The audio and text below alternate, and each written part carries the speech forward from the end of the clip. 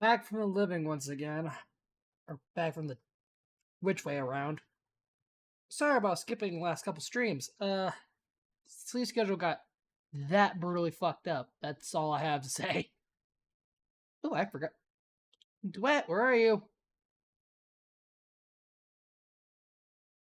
Oh, you could tell I'm out of it. I forgot to turn Duet on. Whoops. Okay. So, yeah, long story short is, I was just out of it Wednesday and Friday because of horrible sleep schedule problems. I kept falling asleep at like 5 in the morning. So by the time I woke up, it was I was nowhere near awake enough for actually trying to stream. But I got that fixed up now enough today that we're back on doing Dusklight. Controller, got the game set up. Should be running in any moment. Mega device.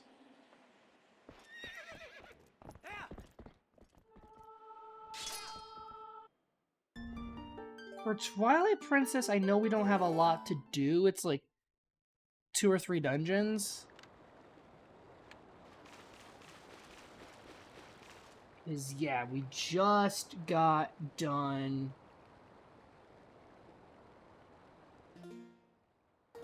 with getting the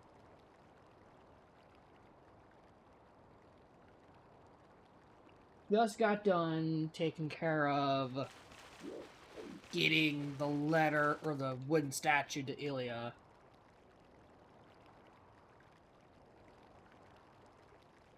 So we need to head up here.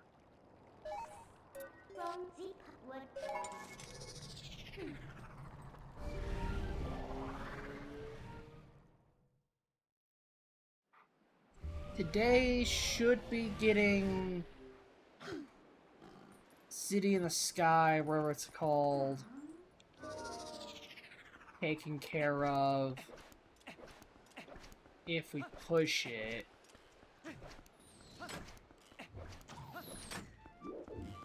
Do you mind?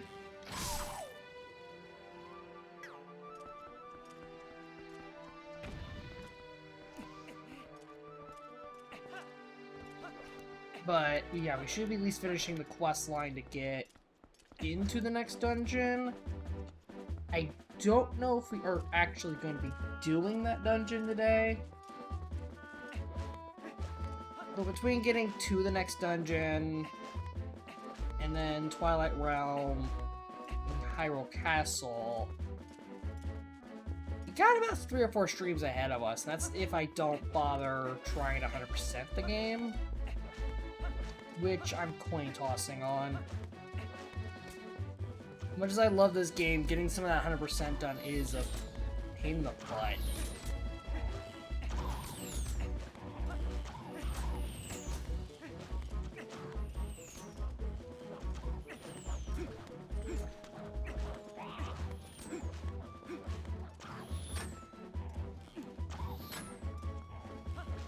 Nice try, jackass.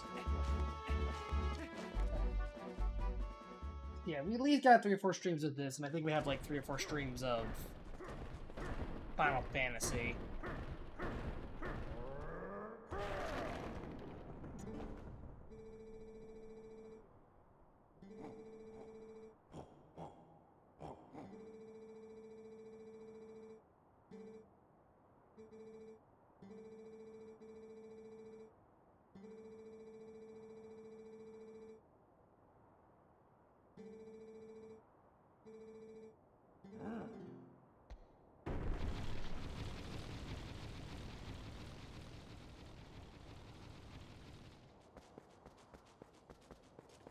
And here we are at the Hidden Village.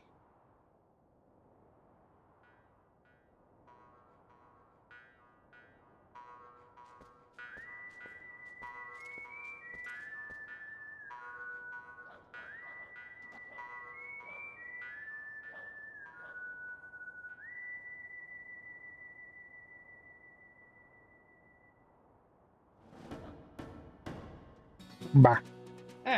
Hello. Bah.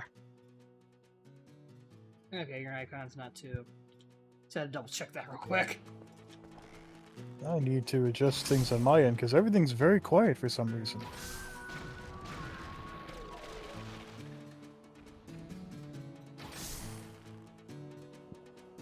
Let's try that, I guess. Worth the test. That's better. Okay. Just something weird with my laptop's audio. Gotcha. Windows audio always be a weirdo. Windows be weird. Let's do that.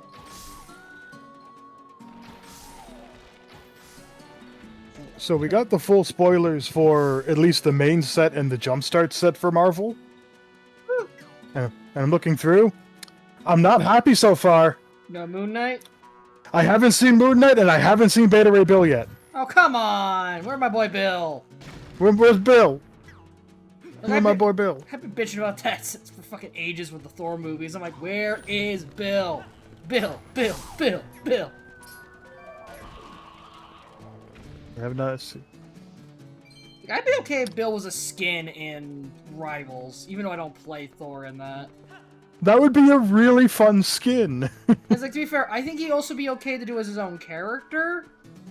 But a skin would be, like, fine enough for me. I'm like, they've done it with Lady Loki having a separate VA and all that. I'd be fine with that with Bill. Because they're arguably Oh yeah, freaking similar Lady Loki enough. showed up, didn't she? And Yeah. she's just a skin, or is she Just a skin. full character? Just a skin, all right. Yeah, but she was a big deal because there was a whole skin that got you, like, a whole new VA and a whole new, like, a whole bunch of other stuff. And she was limited as shit. I missed her because that's why I stopped playing. Ah, I don't play Loki anyway, so I'm not too bummed about that. but it would have been cool to get her anyways. Uh-huh. We have a rare creature. It's not legendary, but it's very clearly meant to be. It's very clearly meant to be Groot because it's named Floral Colossus and it looks like Groot. The Floral Colossi all look the same anyway. Oh, do they? All right, Yeah. That is Groot species, though, so... that's cool. So middle, down... Middle, up, down... Up, middle, up, middle. Oh god, this one's gonna be a pain to recall. That's interesting. That's a bit of a deep cut, but I guess they included it because they also have Devil Dinosaur. They have Moon Boy.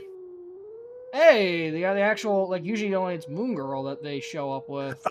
Because there's also just the because Devil Dinosaur is in I think one of the Jumpstart packs, but Moon Girl and Devil Dinosaur have their own card in the main set, and they're a singular character card, card. That makes sense. Yeah, because I actually just watched a video about the whole weird lore bullcrap with Devil and the different moons. Shit, kind of complicated, actually. Getting a middle note, that needs to be earlier.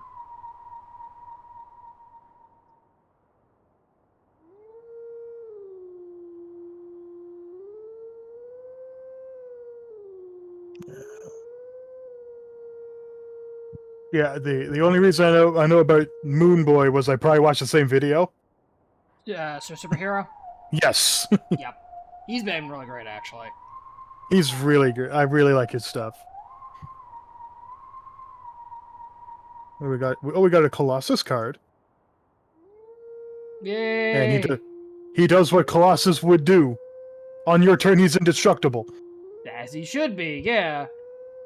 And seeing as he's also I know he's a bit of a leader of sorts, a leading figure of sorts, he does give your other mutants +1/+1. His leader stats has always been a weird mess. I say that politely, but... Oh, here's the solo Devil Dinosaur card, and it's fucking stupid.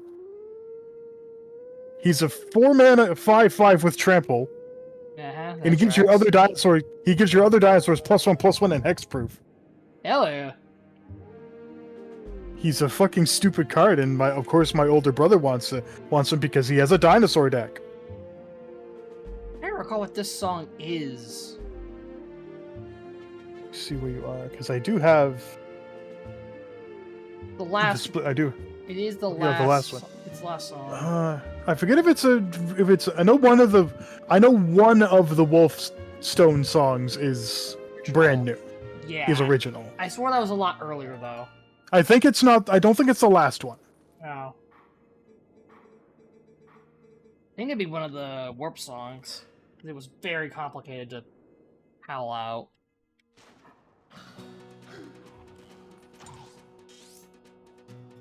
Alright, yep, he's right. Okay. Oh. They have Flatman. Oh! Son of a bitch, I gotta re-kill everyone again because of that, Oh, did you not go to see Impa? No, I was still in the middle of the raid. Oh my god. So I gotta do all the fucking murder again. That's just fine. I mean, I'm just treating this like a fucking gallery shooter. Right? That's the best way to view that. It's just fuck around and fuck around with shit. I'm just treating this shit like a gallery shooter. It's fine. How do I get out of here? Man. That's a character. Oh god, we're getting some of the Grey Lake Avengers. Those weirdos. Yeah, they got Doorman and Flatman.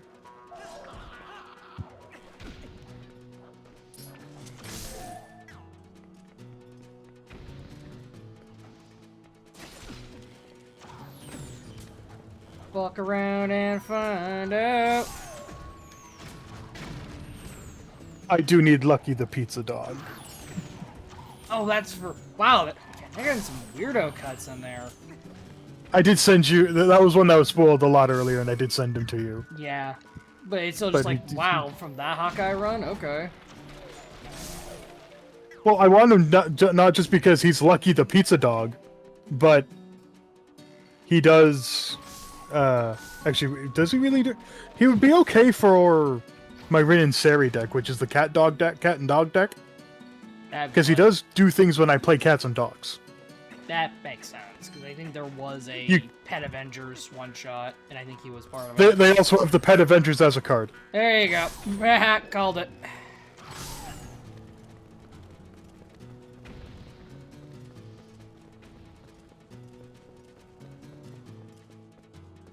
Three more guys I gotta go blast. Hello. Return of the Mole Man. It's always good to see him around. He does have a proper card as well, as like himself. The funny thing with the Mole Man is just, you think he's that like an evil bastard. Like, no, even his original like first appearance, he's like not that bad a guy. He just wants to do his own thing. He's kind of slightly pissed off at people. He's just a bit misunderstood. And he was still a bastard, but he was also one of those cases of like, I mean, compared to other threats like Galactus and shit,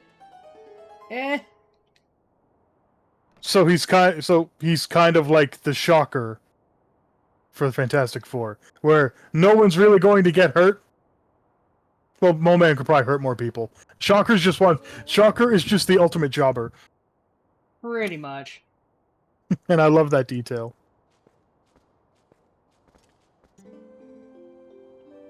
There he is. Turning people into dinosaurs.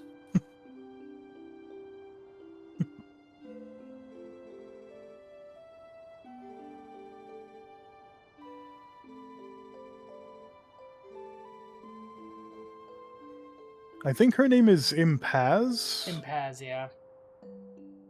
Because they're not the actual Impa. She's just an old lady.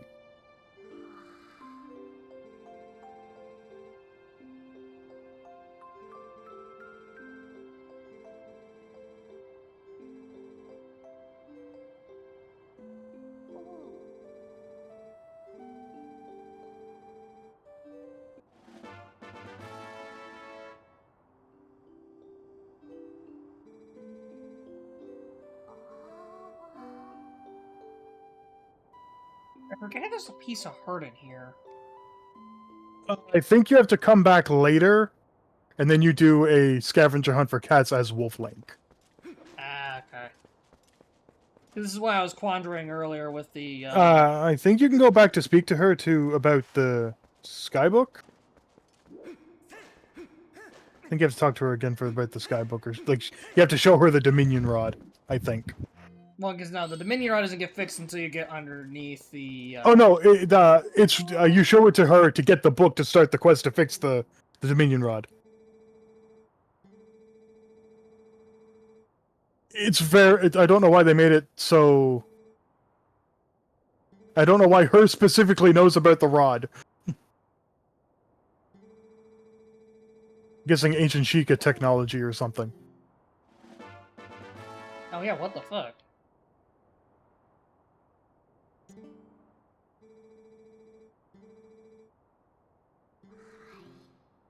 I'm assuming from the art with Squirrel Girl in the background, I'm guessing Tippy Toe is her freaking That's the squirrel. main squirrel. Yep.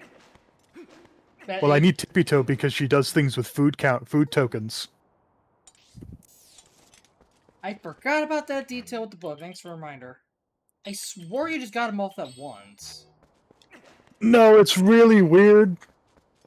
Again, it's been so long since I played this, I literally have, like, memory holes at this point where I'm at. The only reason I know that is because I've watched Bewildebeest do a lot of randomizers. And it's just a thing you do. Oh, so you basically have to deal with 2 checks there. Yeah. That makes sense. Alright, let's teleport back to Kakariko. Because I know Ilya's charm becomes the permanent way I can horse call whenever, which... Why is it so late?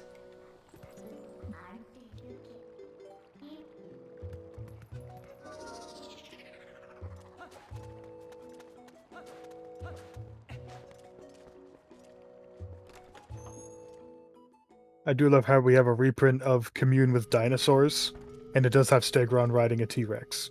Starlight Roseheart? Yes, actually, this is Duet. This is my, major fan character, actually. I'm glad someone caught that immediately.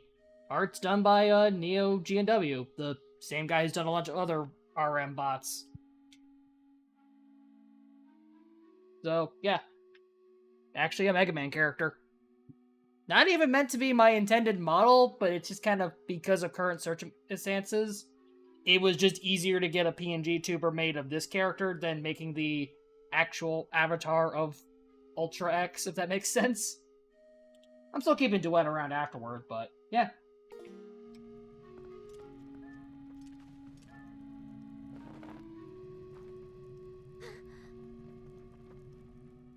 Ant-Man Colony Commander.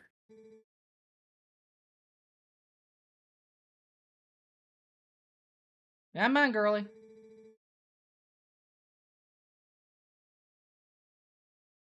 She's just very sleepy.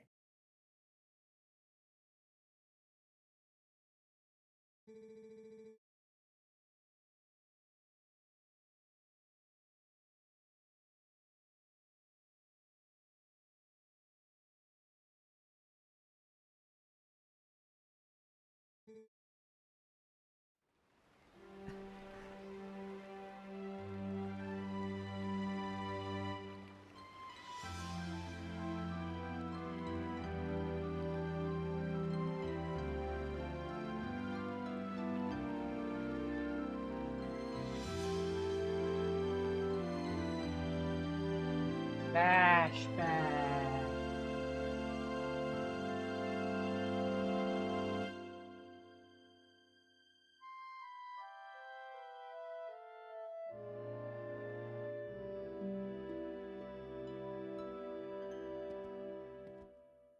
Let them have their moment.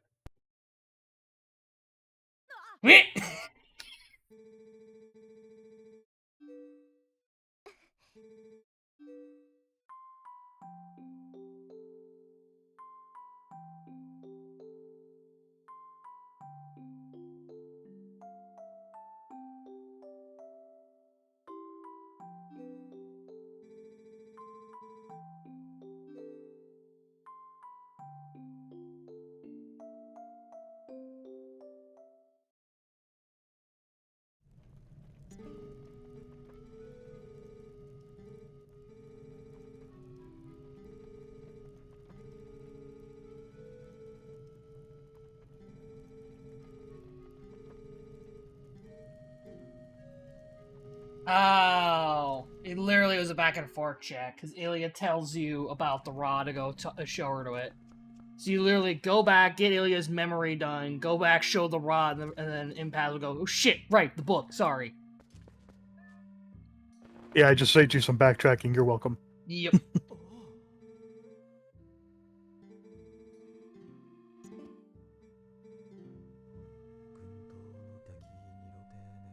Latu, Verada. I said it! I said the words!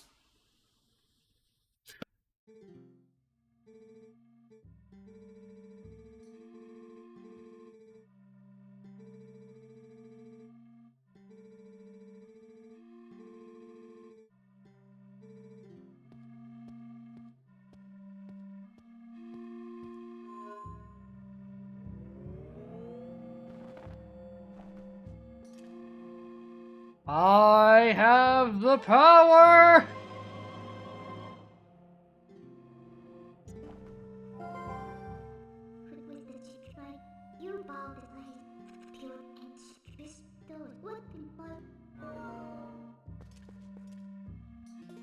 I forgot there was a bit of a mini side quest with this fucking damn things.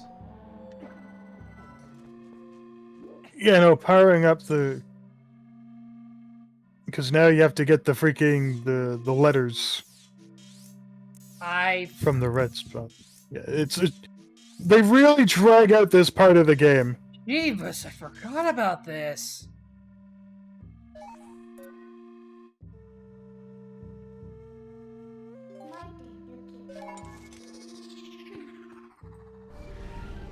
To be fair, it does lead to what is one of my favorite dungeons in the game, but also at the same time, sheesh, I forgot about a lot of this, like, in-between stuff. Because getting to, like, Arbiter's Grounds and whatnot wasn't too bad. Yeah, the in-between from Lake Bed to Arbiters isn't bad. It's like, that one, like, yeah, you're getting the Master Sword and stuff, but it's still a bit of a breezer. Getting to Snow Peak was very short. And also while you're doing, especially for the, from Lake Bed to Arbiter's Grounds, the story's properly progressing. Yeah, you're getting the Master Sword, the castle gets locked up, you get your freaking wolf abilities permanently. I feel like the Skybook quest was just, like, they needed to pad out the game a little longer.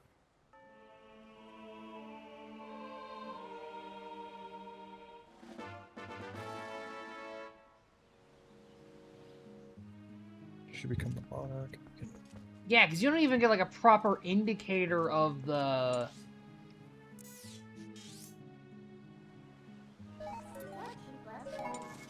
This also explains why you get Horse-Skull here. It's because of the frickin', The cross-country freaking... hunt to get all the letters and all the old spots.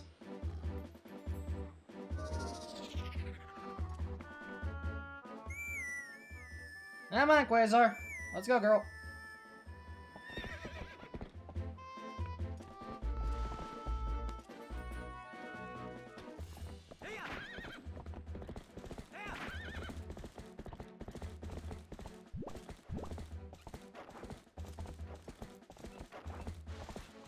Yeah, I think there was meant to be a change in the recomp. That.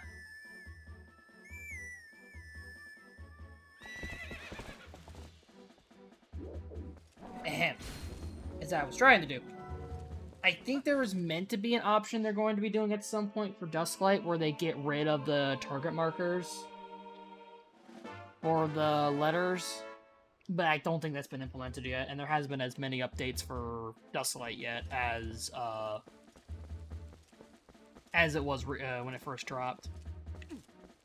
Oh, so isn't there 2 TP recomps going around right now?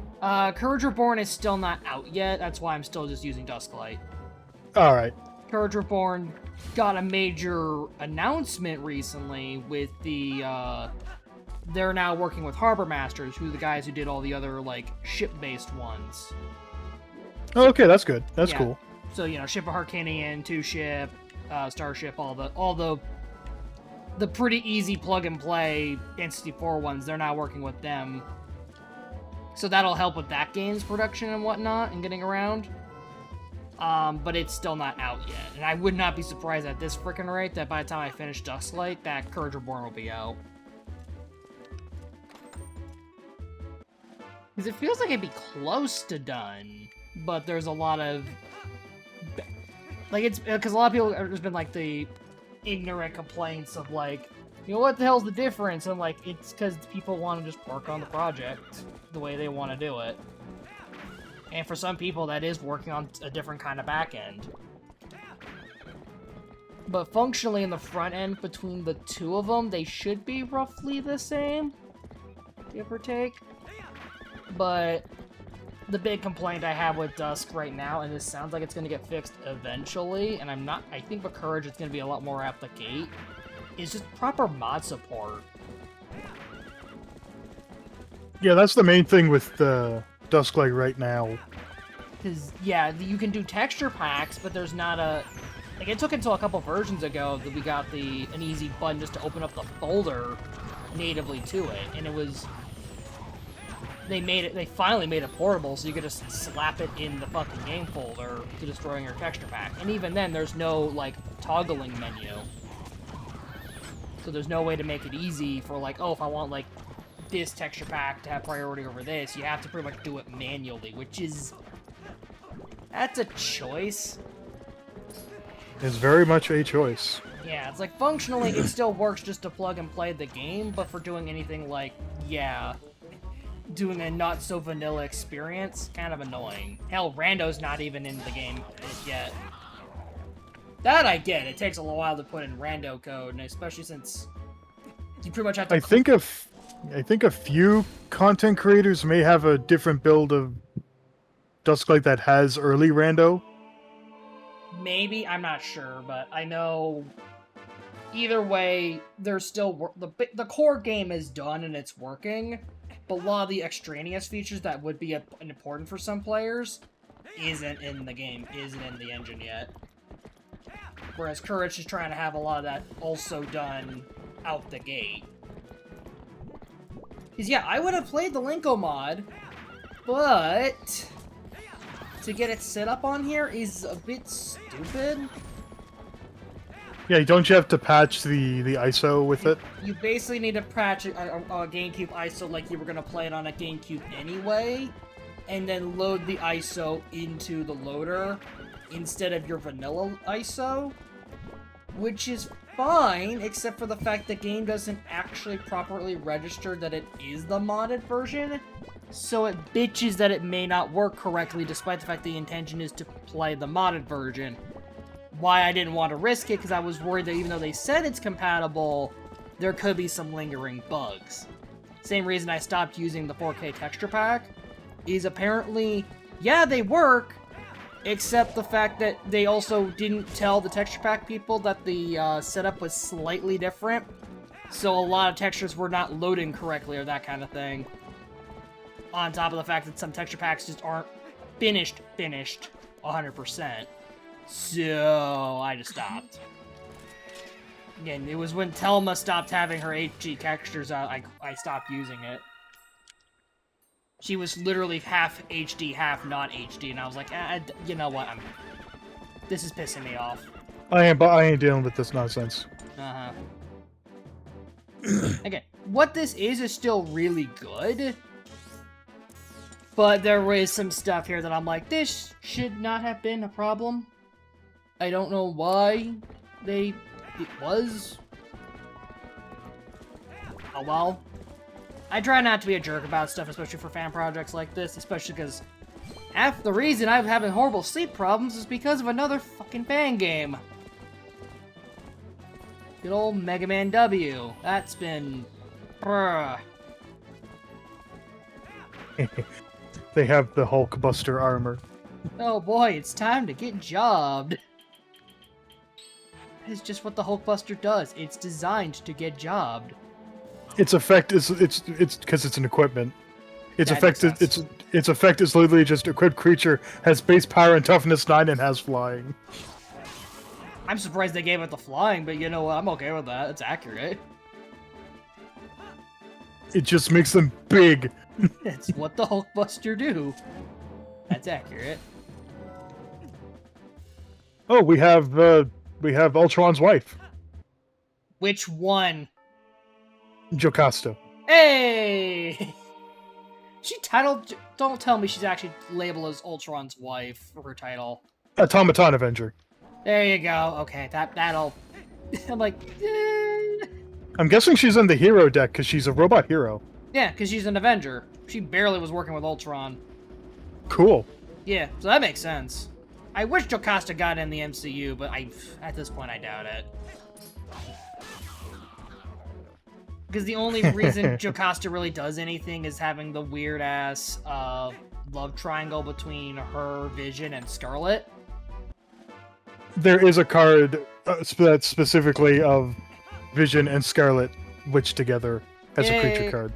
Hey, WandaVision. Nice. And there are several cards that just depict them being just the most loving couple. It's adorable. Shame they're technically divorced nowadays in the comics, but yeah, they're a cute couple. Between that and the other, well, Jesus Christ, Marvel, stop divorcing your actually good couples. Holy shit, I just processed that, because like the three I actually liked, all three got split. Peter Parker and MJ, Black Panther and Storm, and WandaVision. All three are split. God damn it. Storm and Panther was actually a very cute one. It's a semi-crack ship, but it just kind of worked.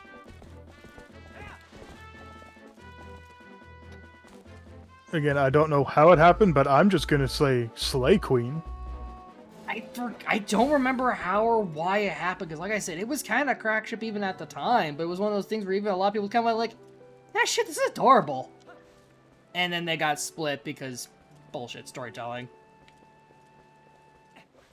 But Storm is one of those people I'm like, no. Storm is kind of that lady who's just like, no, if I'm gonna fucking settle down with someone, I need someone who's fucking, like, an actual competent bastard.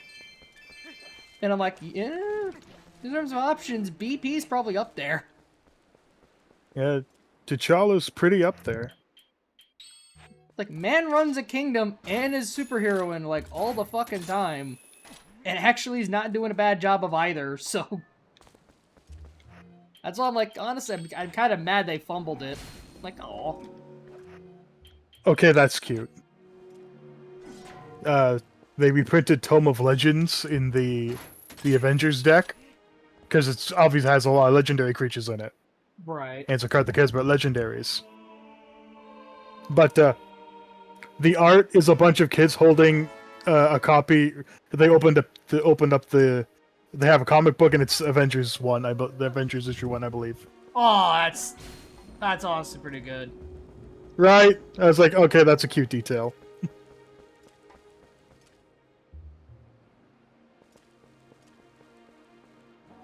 I mean, the only way that would have been better is if you represented it with Stan and Jack's silhouettes. I'll take a close look in a minute. I just gotta get this craft started.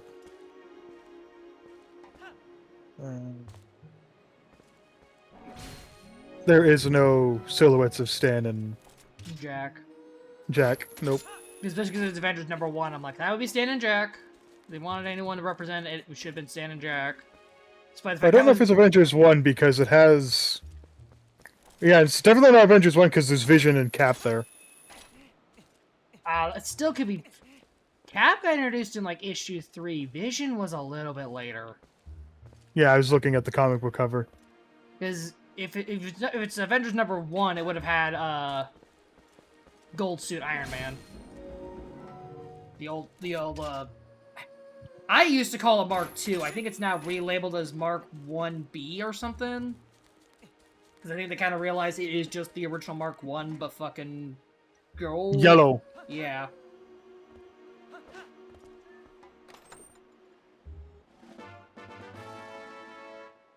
So I am still missing letters, apparently.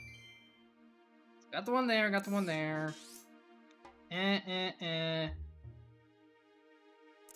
Iron suitcase. Hey! Oh wait, there's one in Arbiter's Grounds, right? The Thanos copter. Oh, why? Why? I don't know. Why did you have to reference the Thanos copter? And it's just a helicopter with the word Thanos on the side. Accurate. But that is the end of it. And guess what? No Moon Knight, no Beta Ray Bill. Worst set. I feel like they'll probably do a cosmic set to give us, Bill. Well, we're only getting the one, freaking, Infinity Stone in this set. We're only getting one of them. Yeah, as I say, like, we know there's gonna be 6 sets because we've had, like, only 2 so far, and each one has a stone. So there's probably going to be a cosmic set, and there's probably going to be a cosmic set or a mythology set. One of the two. There's definitely going to be an X-Men set. There's enough fucking X-Men characters. Yep. God, one of the reasons I don't like the X-Men sometimes.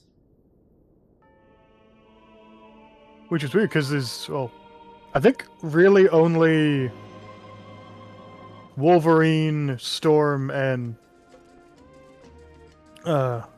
Kamala Kong show up in this one. Kamala is not originally an X-Men. They do reference that by making her a mutant inhuman. Thank you. That's her creature type. Thank you. Clearly someone I was like, that's a cute detail. Someone thought about that. Thank you. Although they have... What's weird is they introduce a creature type, and it's only on one creature, and he's like just an uncommon jobber.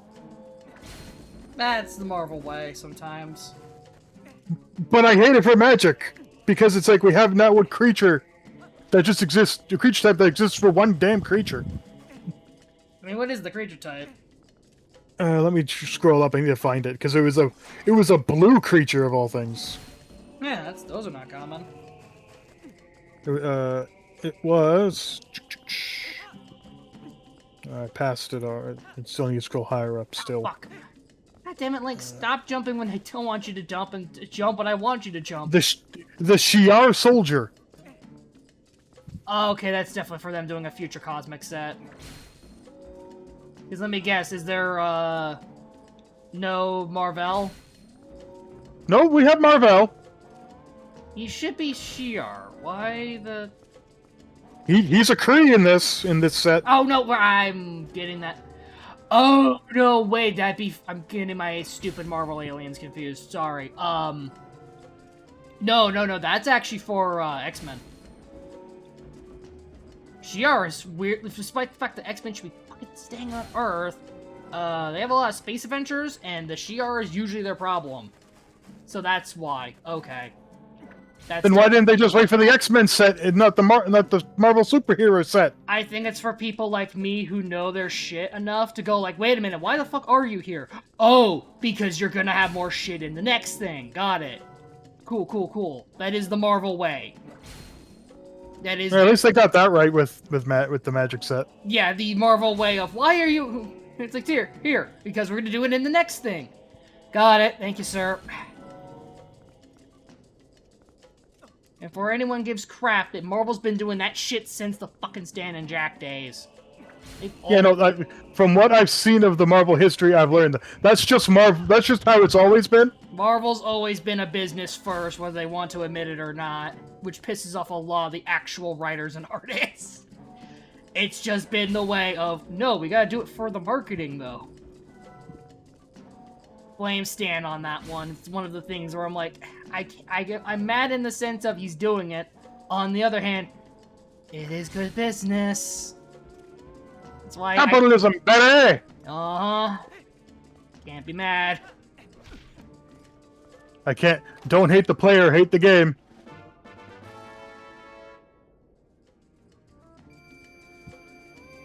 Alright, so we got all the sky letters, we got all the money. Go back to Kakariko. Alright, this time take as long as I thought. We could easily do the dungeon tonight. Yeah, it's just more so just kind of random, like, okay, we're getting close to the end, we need to pad out the game time for a little bit longer for some random reason. It's not even that bad of a quest. I just wished it marked on my map a little better, because, oh boy, if I didn't do that all at once, I would have lost track of it. Because, yeah, oh yeah, the marks don't disappear after you get a book, after you get a letter. That's what I was saying. Dusklight's supposed to be having a patch to have as an option later. It's not in yet. I think probably because they had to dig into the game a little better to do it. Find the exact line of code for it. Find a way to add a flag for each individual mark instead of having all the marks there at once. Uh-huh. And make it so it behaves correctly when you do that. Because again, they got the Poe counter in here. It is working correctly.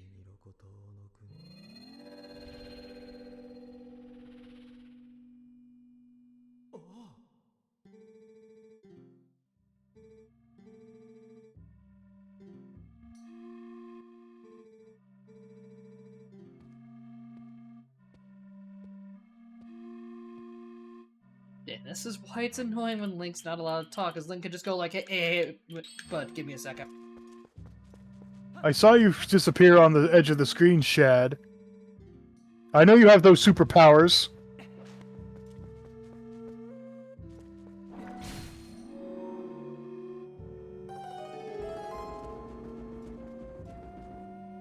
If they do plan on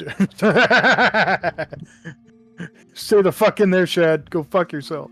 Sir, pay attention. The statue is moving. Well, he's too busy looking at the wall. He's enamored by the wall. God damn it, you fucking little shithead.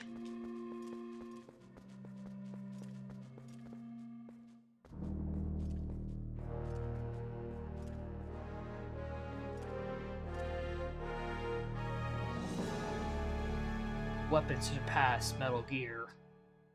Chicken cannon! Yeah, Blaze, you move that statue. Do you not see the fact that I am shripped? Also, I have a magic rod. I won't lie, I feel like TP Link could just fucking lift that son of a bitch. Yeah, he should be able to, unless it's made of fucking platanium when it's dense as hell. But, like, again, Link is able to chuck Gorons. The problem is not him being able to throw them. He needs a way to take the fucking impact. That's why he got the boots. Lifting strength, all him, baby. The man, I will give, he does need the iron boots, but the man wrestles Gorons.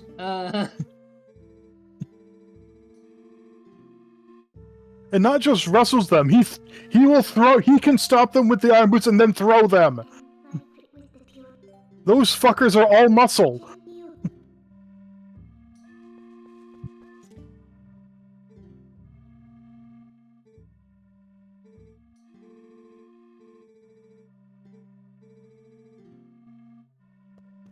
Like, I'll get this figured out, don't worry. Do you have 300 rupees in your pocket? I think that's also why they have a bunch of rupee chests next to the letters. I think that is why. To make off. sure you have the rupees to repair it. Fucking Midna just like, I wonder if I pissed him off. Probably. Did I piss him off? Hopefully. Yeah, fuck him. He's not worth his fucking booty.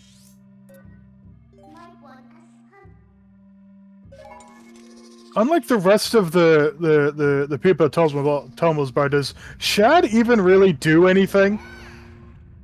I mean, hits him with magic bullshit is what got us to here in the first place, but...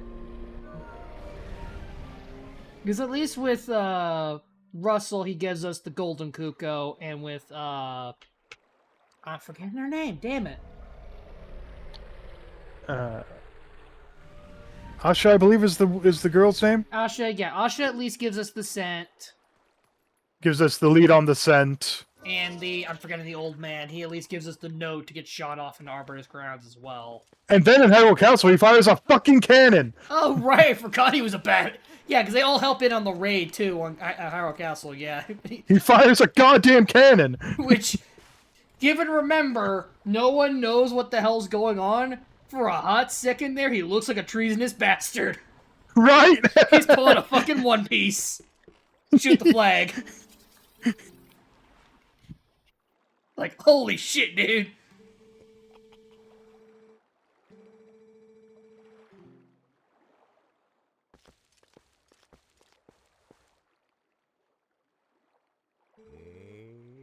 Whips out a cannon while you're trying to get to the boss key.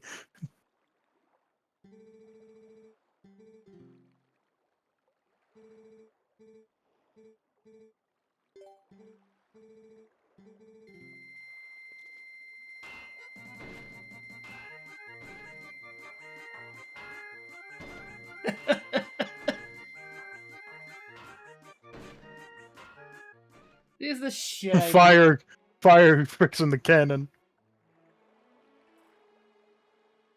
fucking love the. I didn't even notice him doing a fucking painting like one of your French girls as he's hammering away at it.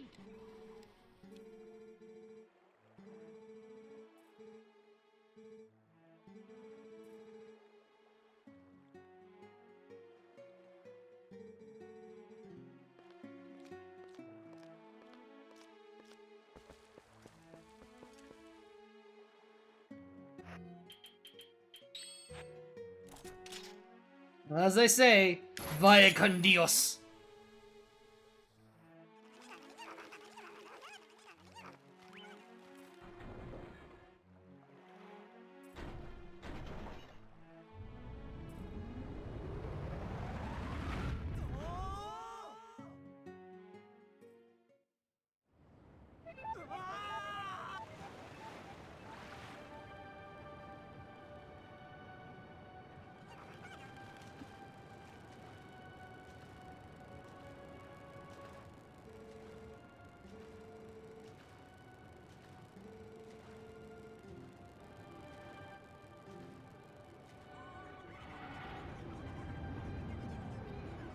Red Eyes Black Dragon?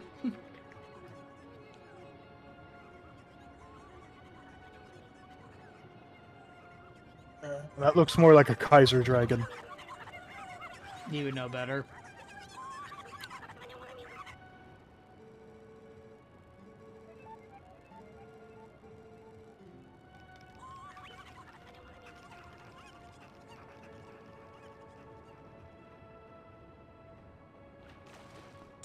Yeah, welcome to the city in this... I forgot how big this place was.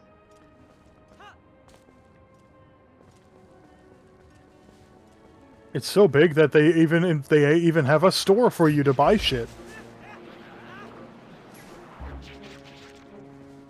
Was not doing like half those back inputs. What the fuck? That was the wind, probably. I forgot about the wind. Oh yeah, there it is. The wind! Alright, because they're going to expect you to use like everything in your arsenal in here. And that's why it's probably the best dungeon in the game. They make you use all your shit.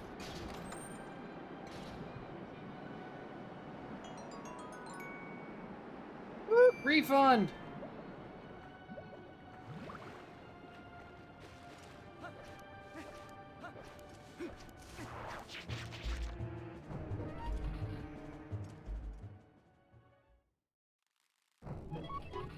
Ah, God, I forgot about the...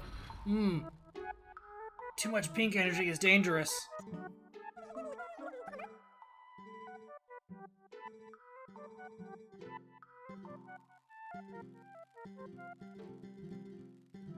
God, I forgot the prices in here. Yeah, I think they are slightly overinflated. Although 30 hours for 30 is pretty standard. Best in stock the Oka can't use.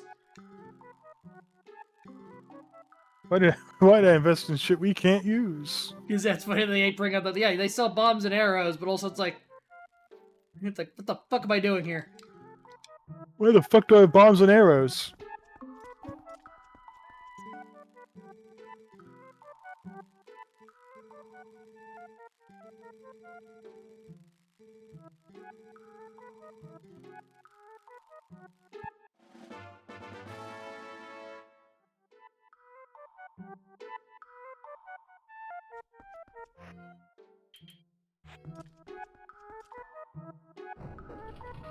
So she teleports you here instead of the surface, but still a good way to... Actually, it probably makes it a little bit better in this dungeon because it'll be a way to work back in case you need to backtrack for some reason.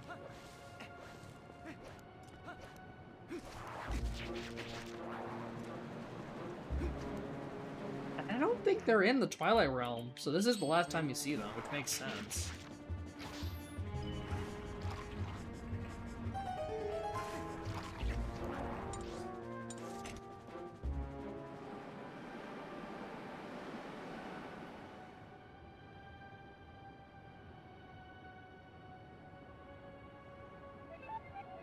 I think despite the fucking, like, 7 floors, I still want to say this isn't too bad of a dungeon.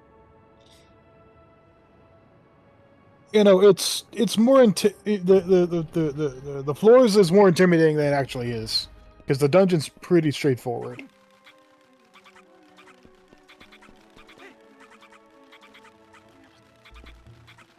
Yeah, big issues. This place is just big and tall.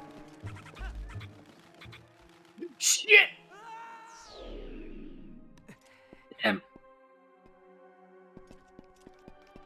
Fine.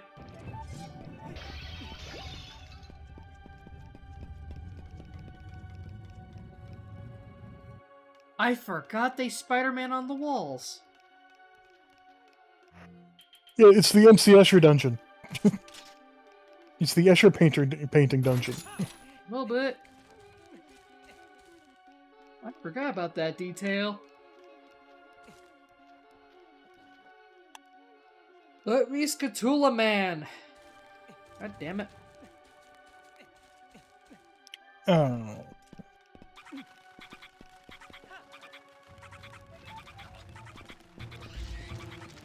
I just want the minion. It's a little Tonka truck. I want the minion. Did I? Oh yeah, shit. Okay. My memory's coming back to me now.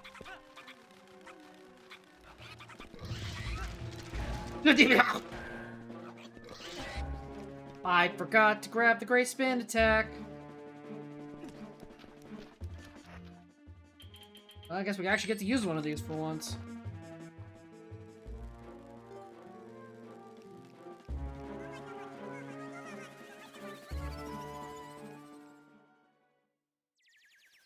Oh boy, I got another coffer for it. That's the has the helmet of the fast food worker. It's literally like a ball cap with head, like it's supposed to be like protective construction gear, but it's a little ball cap with things that look like a headset, and you have a mic. Yeah, that is. You are working fast food. I think it's also meant to be sports commentator, but yeah. Okay, never mind. They thought about. So I was gonna have this thought of like, wait a minute. If I could just teleport with Oka back to the shop, I could just use that as a way to like shortcut back and forth. No, they thought of that. As soon as you leave the shop, you Jumps back in your pocket. That's annoying. But I wanted to grab the Great Spin Attack real quick. It's like, wait a minute, that's gonna be useful in this dungeon. Big damage. Yup. Also, me. Crack your soda open so you actually can work your brain a little bit.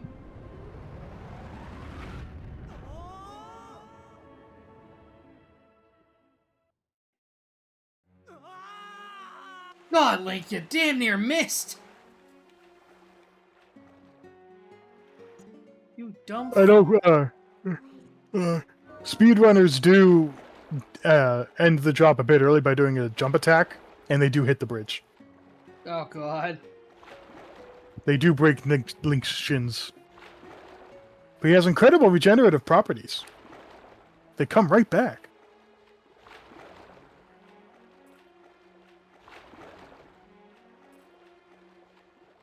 Land. Land. Thank you.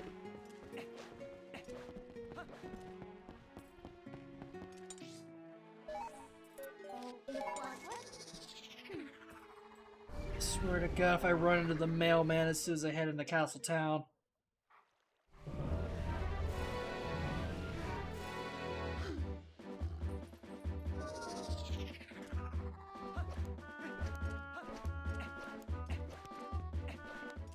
God damn it! Ugh. Onward to mail.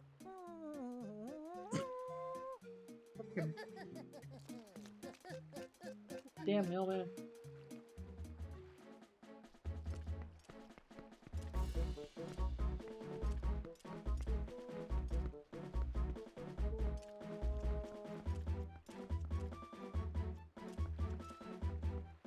Another character we do have in Marvel is we do have Impossible Man. That's a deep cut even for me. Damn. And his effect is literally he just becomes a copy of any permanent until end of turn. Except his name Impossible Man.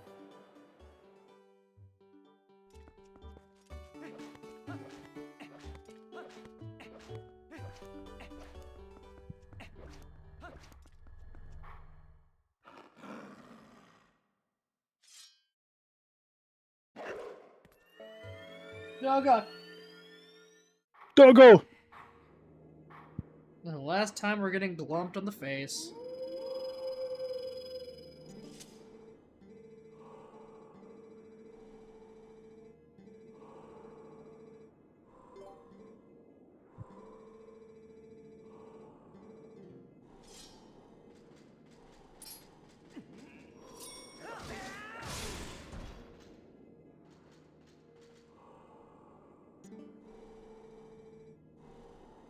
I always forget about the sword slam.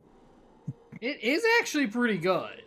It's like the reason I don't know why I forget it because it's a really good attack. Yeah, I forgot it too, but I think my biggest issue with it is the wind up it takes compared to a lot of other skills.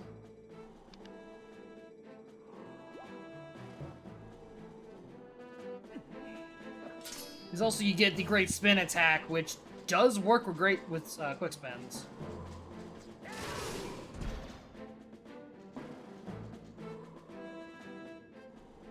Yeah, that's the main thing that makes the great spin attack so busted in this one. No, it's always busted because every version of it. Could you quick spin the great spin in Majora's Mask? Yes. Same So as it did apply, okay. yeah, in Ocarina of Time as well. You always get the bigger spin when you spun around. When you quick spin. Uh-huh. Which is why quick spins were so busted. And they didn't take up magic.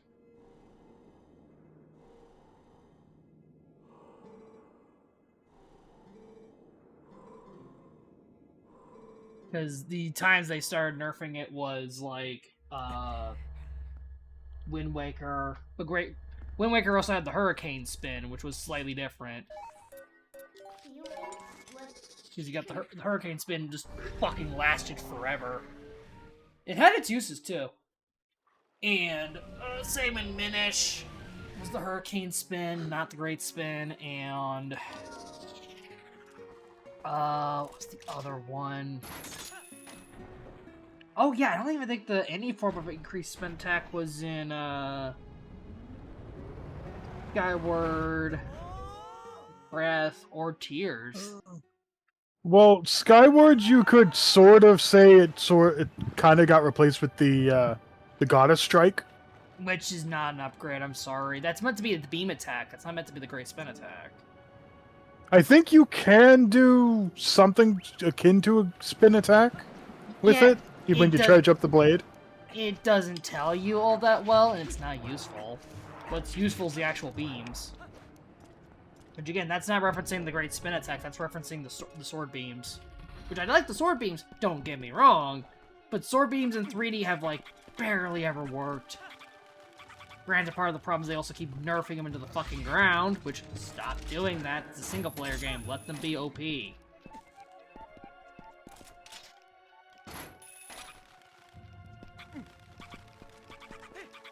Because I know that's been a struggle that they've had for a long time, was trying to get sword beams working in 3D.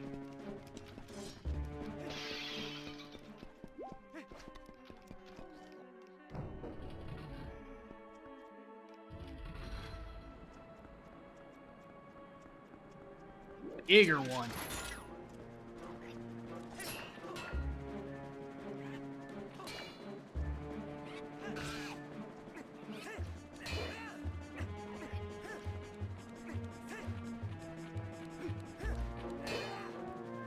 Come on.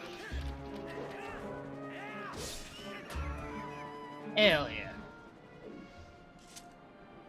Okay.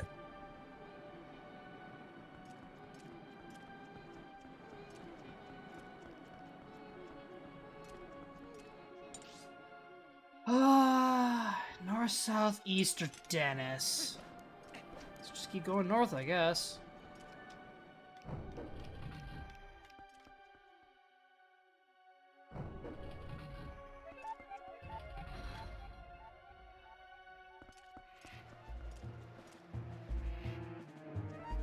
Probably not. You can, but you can get across without turning the fans on, but you're not supposed to. And I'm not supposed to. Going back. It does require you to do some long jump attacks. But when you watch it in the context of a speedrun, it's really cool to see. Oh, it probably is. It's one of those things where I'm like, as much as I can learn and fall for a lot of those kind of tricks, I'm trying to do a normal vanilla run.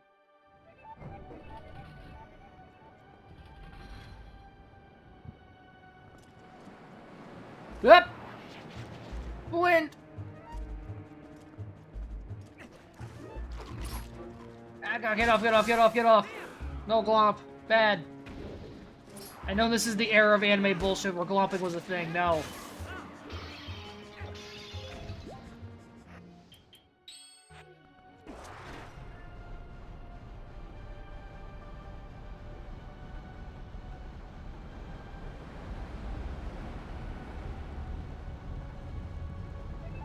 Form bridge.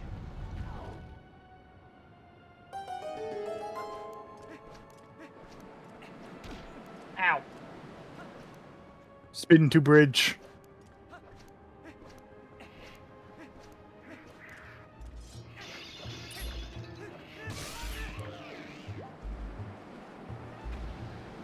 That needs a key. That needs the wind to stop.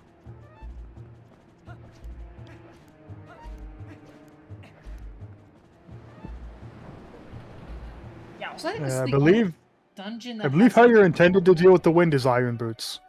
yeah, but also like there's a doorway underneath that's open, but I don't even think I think that you don't only access that after you cross the bridge, and then that bridge gets destroyed. I think. Oops.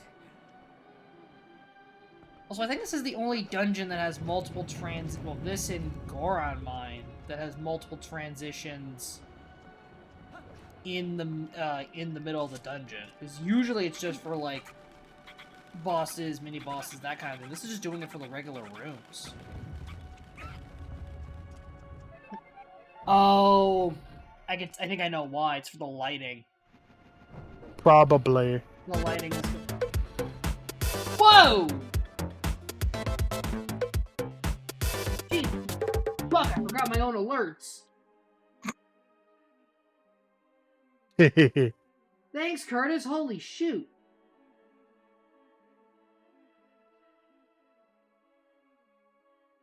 I'm awake.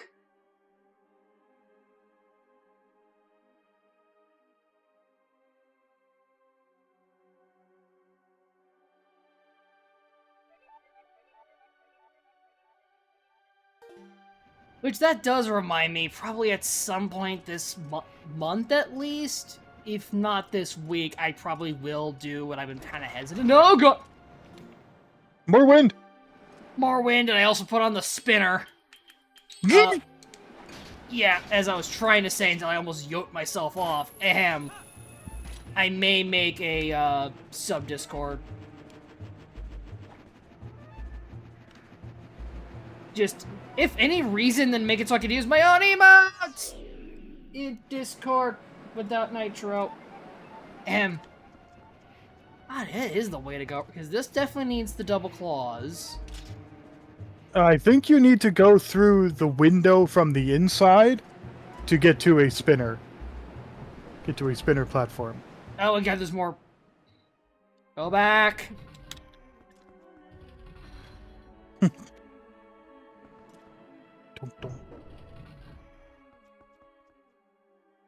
What do you mean I failed my craft?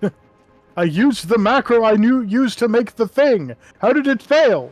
14 farming. Must have been a bad freaking. Must have got a bad server tick or something. Probably. I mean, you're playing on wireless, right? Not wired? No, I'm wired. I don't know, man. That must have been a bad server tick then. Because my usual go-to is like, oh, you probably unstable on wireless. My internet still isn't the best. I think my download speed's only like 100 odds of megabits. And my upload's like 15, I think. That'll do something on 14, yeah. Because that's why I had issues with my Switch 1 for so long. Was because I was using the wireless. No! Actually, even dumber. I always try to preach, use Ethernet whenever you're playing games because it gives you better signal. It does. Also, make sure your adapter actually goes the full distance that your device can support. I only had one that went up to 100 meg when I had 1,000. So I was throttling myself really badly. And that was giving me issues on my Switch 1, especially for games like Splatoon 3. By the time I figured it out, I already way dropped playing Splatoon 3 because of the internet stability issues. So part of it was my fault, not just them. But especially when everyone else having connection issues, it was hard to tell. Which I'd like to go back and give Splatoon more love, but that game, because it's so similar between each entry, and especially with a lot of the people who just no-life those games, I do not have the fucking skill or patience to play that right now. I love Splatoon, don't get me wrong. It's just, yeesh, it is not like me. I feel like the first one was lightning in a bottle, and they haven't really hit the same thing, gotten the same thing since. I think the thing, well, the first game also had the benefit of being the only actually sellable Wii U game. Let's call it what it was. To be a jerk.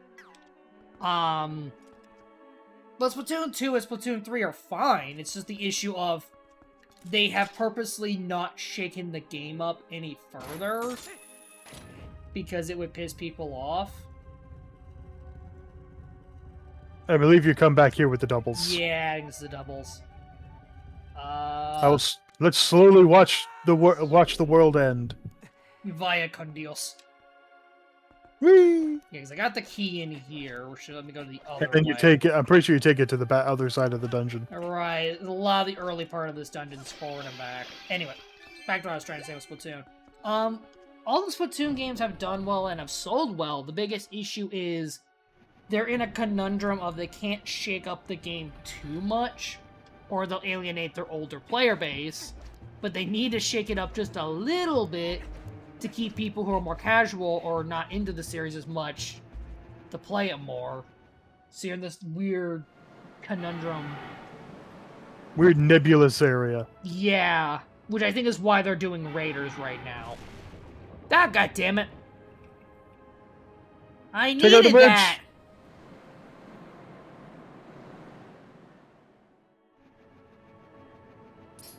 We get to play my favorite game of Count the Argoroks. I count 1. But, yeah, as much as I like, Splatoon, and I think Raiders is gonna be a good time. Whoops. It's gonna be, Raiders I think is gonna help with some of the people who are, like, in my situation of, I like Splatoon, but fuck me and its multiplayer bullshit. Plus, hey, it's gonna have co-op, which... Actually, I guess we can have that as a conversation as we're, crawling through this dungeon. Link, go left, not down, you fucking idiot. Theories on the Direct? I don't really have... There's one thing that's rumored that is freaking people that the rumor mill's about? Is it the Wario one? No. No, which one do you got? Rumor mill is Ocarina of Time remake. Yeah, I heard that a while ago, which... especially now that we got the Star Fox one, I'm really hesitant on that. If for any reason... I don't think they'd announce it so quickly. If it did exist.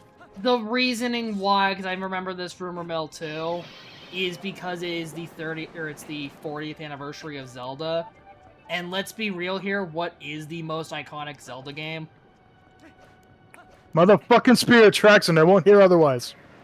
No, it's Oot. Look, I'm even of the generation that started Zelda because of Oot. And I've even been making the point and saying for the fucking movie, it should just be an Ocarina of Time adaptation. That's what people want. When you think Zelda, you think Oot in all its derivatives. So, it makes sense. Do I think they could do something a little bit different or interesting for the 40th? Yeah, a straight-up remake of the original game would actually be kind of cool. Especially, you know, for the 40th of that game. Ahem. I always considered freaking Breath of the Wild sort of a allusion to, like, as a reimagining of the first one. It's trying to be, and I think it fails pretty badly. But not in the ways you would think I would bitch about it. Because gameplay-wise and feel-wise, yes, it's meant to be Zelda 1. I can get that. But the narrative just isn't there, and it's still trying to be like the older entries. While also... To be fair, that kind of fits Zelda 1 to a T. It didn't have a fucking narrative. Yeah, but also at the same time, it's trying to do it in a way where it's pissing away a lot of the tropes that came after Zelda 1, but still also referencing a lot of it, because that's what the fans would want to see, and the devs know that. So it just annoys everybody. Just get fuck. I just want them. I'm just of the thought of just get fucking weird with it. Yeah, I'd be okay with that in some regard, or there's a lot of remake of the second game. Yeah, like Zelda 2 getting a remake. I am weirdly nostalgic for that game because I had the GBA cartridge of it, so I would be down for a Zelda 2 remake. The problem is... I think I had that one too. Yeah. I think I did have that one. The only reason I got the Zelda 2 GBA cartridge was I was trying to get the Zelda 1 GBA cartridge, and they had Zelda 2 instead, and my parents are kind of like, you sure? And I'm like, yes, it's Zelda. I want to play some Zelda. They're like, alright. Hell, my dad borrowed it for a little bit on the GBA player. Because, yeah, he grew up with Zelda 1 and 2, so he's all down for that. Still haven't finished Zelda 2, and I want to. But, yeah, I would like to see Zelda 2 get a remake. The problem is, you'd have to almost completely reimagine it from scratch. And I think also at that point, if you're doing Zelda 2, do Zelda 1 as well for the giggle. I think that'd be fun. And I think with Zelda 2, I think it would be neat to, if, like, the remake part, because I'm very much of the mind of, like, all remakes and shit should just have the original on free, as, like, a bonus. Uh-huh. Same. Game preservation and all that. But, like, try and interpret Zelda 2 in a way that is more in line with, like, the 2D top-down Zelda formula. I think that could be kind of neat. Yeah, or it'd be even more interesting just to make it completely different, but still redo the game that's closer to a Zelda formula. Make it a 3D Zelda. I trash on Breath of the Wild and Tears all the time. I don't think that'd be a bad baseline for a Zelda 2 remake. Just have like a proper, more linear structure. No, I'm actually saying the opposite.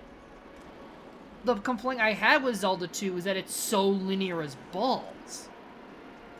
Well, that's true. So actually going in and fixing it by making it as non-linear as fuck kinda would work. So kind of take a Link Between Worlds route. Yeah. I think that would be fine. I think that'd be cool and interesting because you still have the core essence of the original game, but spice it up in a way to where it is very different. Plus, also, Link was Magecraft. That'd be awesome. We don't get a lot of actual proper Magecraft in the Zelda games! Why do I keep jumping in the holes? I mean, one of them could be your hole. It was made for you. I don't think so. He's holding a little too wide for that. But, yeah, my point being is, I think they could do something like that, but also that is such an esoteric enough idea that is not marketable that they won't do it. But I think it'd be cool. I think it would be cool, and I think Zelda 2 gets a bad rap just because it does not properly play like people would expect as a Zelda game. When I think half the reason it does work, when its greatest positives was it was so different, and the ideas of it did get carried over into future entries. So And also, there was no blueprint for what Zelda was at the time. Nintendo did that a lot. Like, for even into the SNES era of like, okay, we got to a second game on these. What the fuck are we doing? They didn't do it, they haven't done it as much recently, but even like Metroid, which was the most safe of the sequel, like the immediate sequels, still was very different in the fact that we went from very non-linear to pretty fucking linear. Yeah, Super's pretty linear. No, 2. Return to Samus. Metroid 2. Yeah, Return to Samus. Super Metroid is pretty fucking non-linear. It went back to being, I mean, to the point where it's the same planet as the first game. Well, also with Return of Samus, it was a Game Boy game. Yeah. So they had limitations. Well, early Game Boy at that. Yeah, so they had limitations. I think they could have gone a more proper non-linear experience for a GB Metroid game, but that would have had to have been, like, after, like, by the time of Game Boy Color. Well, yeah, that's when people knew more about what they could do with the hardware. Uh-huh. I think that would have solved a lot of problems, but they just, for some reason, didn't make another GB Metroid, which is kind of weird, because I think Metroid works great on portable. It's a good portable it's like Castlevania. Yeah, Iga venues in general are great on the go. Yeah, that like the Igavania games are freaking. Because you can just sit there, fuck around for a couple minutes to a couple hours, just kind of going like, what the fuck am I doing? What the hell am I going? And you're gonna get something done, intentionally or not. You'll figure something out.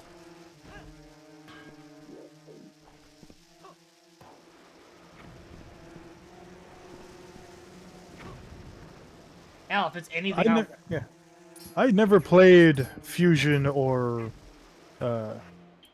Zero Mission. I do. Both are great. It's the big thing I have with 2D Metroid specifically is I played Igavania first. Yeah. So I'm used to the more like kinetic gameplay. I'm not used to having to stop to shoot shit.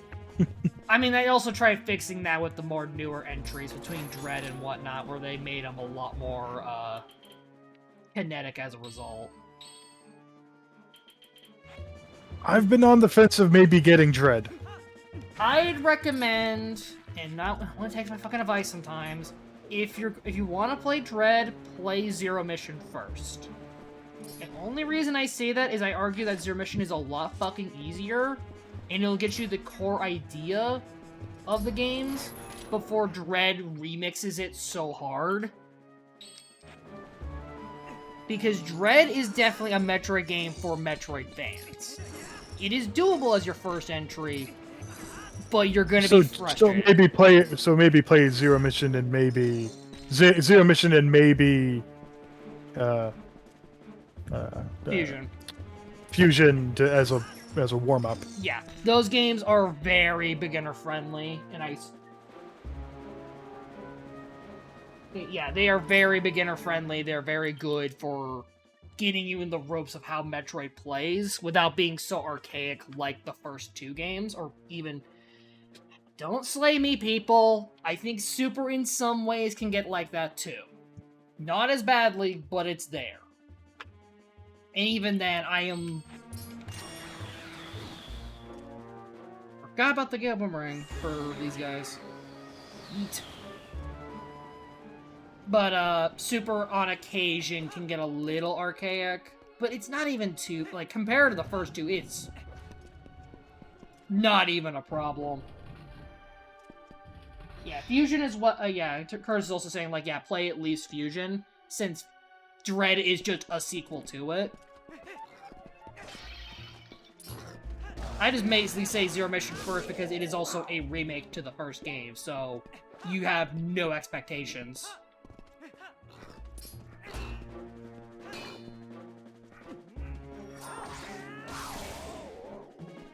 But again, I'm also just a huge Metroid fan, so I will show that series as much as I goddamn can.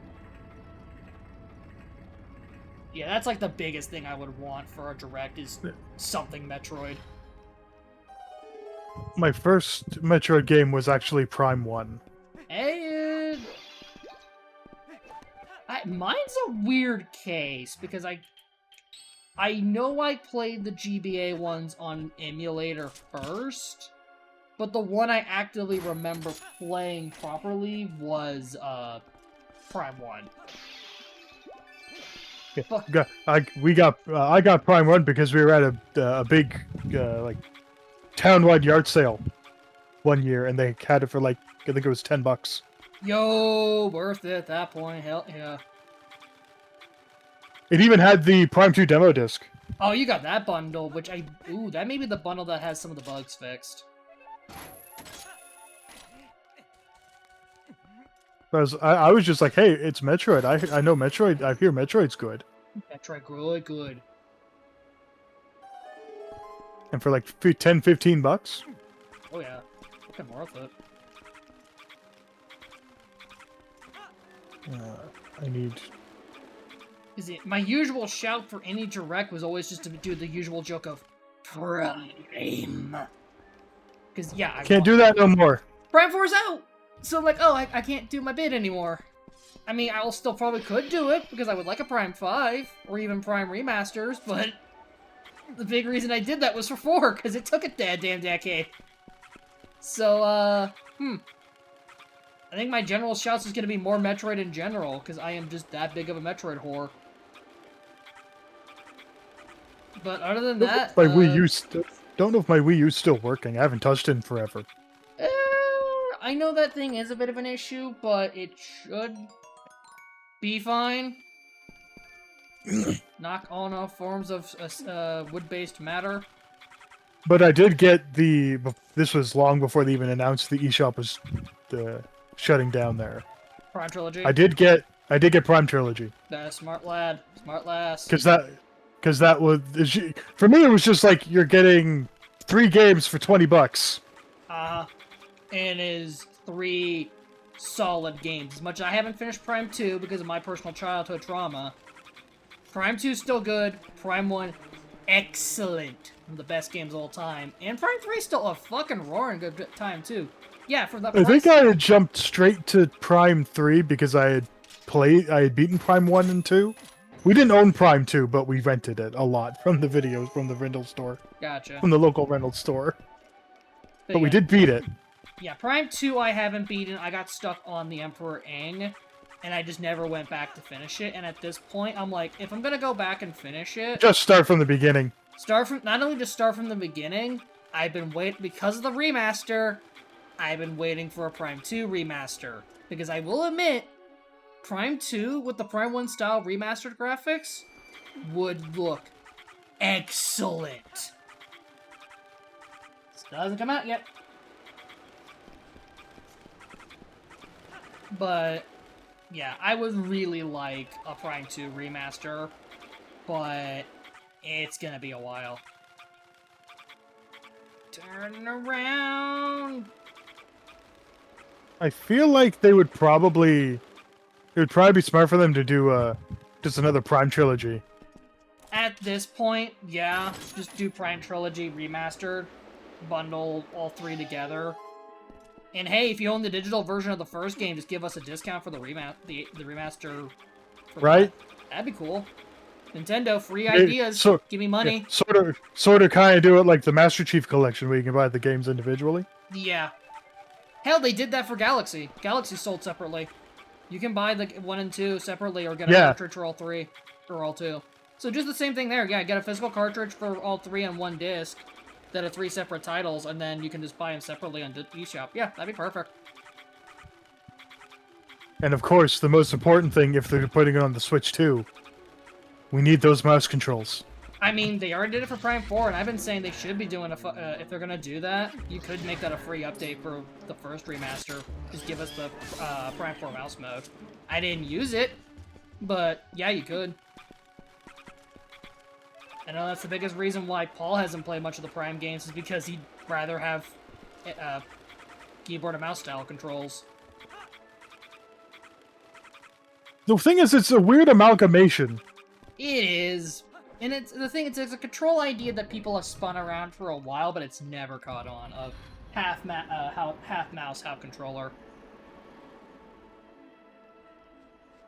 And it's not a terrible idea. It's just one of those things where no one supports that idea officially until very recently, that it's hard for me to get into grips with it. The main thing I'm looking forward to with the mouse controls myself is actually the homebrew scene. Oh yeah, once we eventually get the homebrew scene, there's gonna be some hilarious stuff. There's gonna be some neat stuff with the mouse controls. Oh yeah, same reason why like DS homebrew is fucking hilariously cool. Like I ain't denying that. Because like they freaking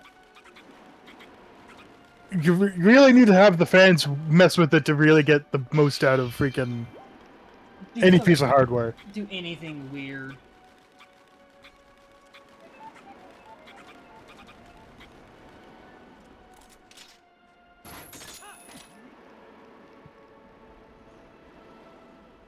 Trying to reach that fucking testicle to grab on, but... Oh no, I can't grab from here. Never mind. There we go.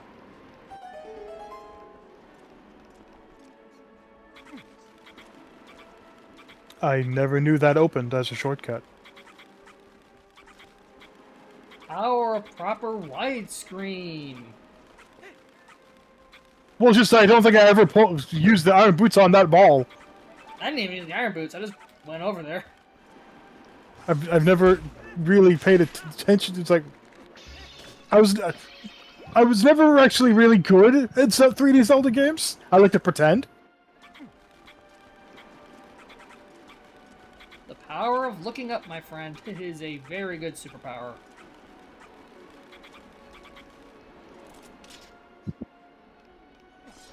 Yep. Well, rip the bird. You deserved it. I have to say this as a Mega Man fan. Oh, the balls of Scatula Man! If we were gonna get a Cosmic Marvel set, I feel like they already wasted one of the key characters that would be in it, because we have Silver Surfer. I mean, Surfer is one of those characters I think deserves getting a second card. True. Because it's fucking Surfer. Because what's the title on this one, anyway? I believe it's Cosmic Voyager. Yeah, that's his subtitle. Yeah, they could do Heralds of the Galactus. Which is funny because we do have a saga that is the coming of Galactus. Like, at least coming of Galactus makes sense because that's at least Galactus coming to Earth. But and that's Fantastic Four stuff. Yeah, FF is both cosmic and Earth stuff, so that's fine.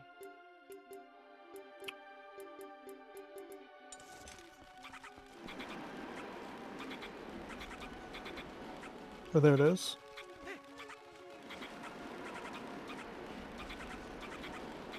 So it's a 4-chapter saga, and the first one you destroy up to one target non-land permanent. Okay. And then chapters 2 and 3, each opponent loses 2 life. And then chapter 4 is you just make Galactus, who is a 16/16. Yeah, he a big boy. I think they took inspiration from Snap a little bit. He a big boy. He a big lad. Why is that? The orb's not staying. That one I have to use a fucking boots on? Because Galactus was fucking hilarious in Snap. I never got to use him because he was a bitch to unlock, because he was a fucking legendary card. If you place Galactus on a lane, because it was a lane-based game. I did play Snap for a little bit. Yeah, and if you, But I had problems with the progression system, and that's why I stopped pretty early. Nah, I don't blame you on that one. It never got much better. Well, I even pointed out when I was complaining about it, it's like, it's just a progression system that gets worse as they release new sets. Yeah, and I wish they got better about that, and they didn't. They kinda did, with, like, they finally did put in just random booster pack stuff. But, when I tried poking at it again, but because there's been so many sets, not been... That, and they did the mistake I wish they didn't do. They're repeating characters. Why do they have to repeat characters? They have freaking like a million goddamn characters. You see why I'm like, oh, I'm having a hard time. Because now we got, like, the Fantastic Four movie set with the First Steps versions of characters, and I'm like, no. And then we got, like, a whole zombie set. Isn't that also the sort of the reason for, like, the alternate skins of cards? Uh-huh. You can see why I've been upset when looking at the game. Because I'm like, that's stupid as hell. I think I just gotta get to the bottom. I think I'm getting to that door early. Because I think they've also been doing a bunch of multi-sets back-to-back where it's the same theme, like, within the span of a couple months to each other. Because they've been doing a bunch of Apocalypse X-Men stuff. And I'm like, X-Men's cool, Apocalypse cool. I'd rather anything else, please.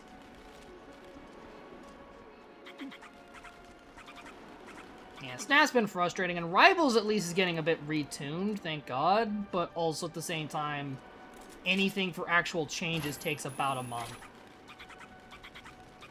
If it's not fixed this season, it'll be fixed next season! Yeah, this room's spinning butt. We've made an entire... Also, I don't think they meant you to turn the camera back towards the room. No, because there's not... There are no textures on the other side. Hey, to be fair, that's a smart actual tech thing. You don't want. Well, yeah, no, that's just the smart thing to do. But I think they also they don't expect you to be in widescreen, so. Yeah, because the game had a faux widescreen mode back in the day, but it was just stretching 16:9. This is the actual the initial 4:3, properly rendered. Properly rendered in widescreen. Yup. So it cuts off any of the borders and stuff. Gets a little weird.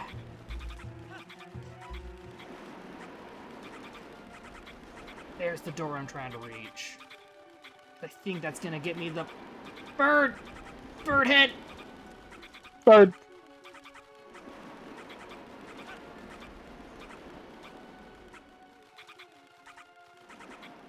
There. You can use the iron boots to drop faster. I am playing it safe.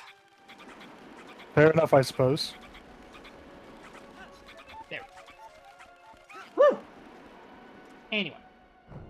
But yeah, Rivals has been doing, in terms of the two big Marvel multiplayer things now, I prefer Rivals. It has its own issues, don't get it twisted. But at the very least, they are trying to fix things, but they always end up being like one big fix a month because of the season system. So if what you're complaining about hasn't been fixed yet, wait next season. Which means you may be waiting months. That's what happened to me. I stopped playing because of the file size. And they finally fixed it 6 months later. Ah, fuck! Ah, man, let me guess, I gotta get fatter? Gotta get fat. Anything else you can do, dumb nuts?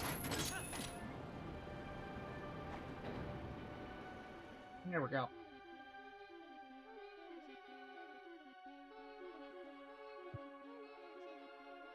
I believe it is frame perfect, but you can let go of the claw shot during this cutscene, at the start of this cutscene, to drop into the hole.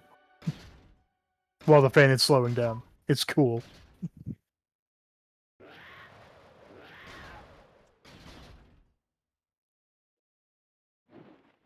Gotta go fat doesn't quite work.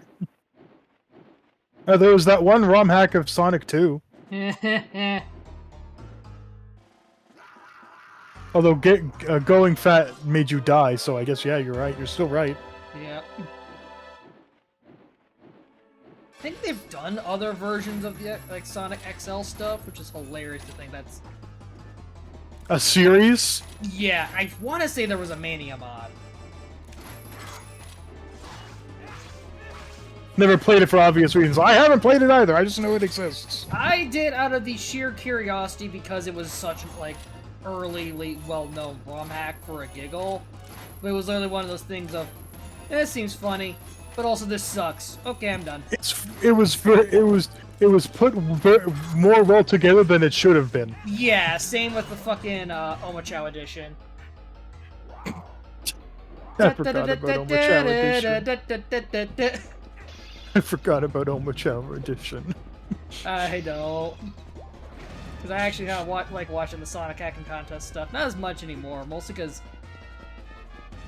Oh, man, there's a lot of stuff that comes out, but a lot of stuff that never gets finished, which frustrates me. Plus, if I'm paying attention to any fan work stuff, it's Mega Man. Which again... There's a blue boy. Which again... The other blue boy. Why I'm frustrated about Mega Man W, because that game has ruined literally 2 days of my fucking sleep. One's for playing it, one's for watching it.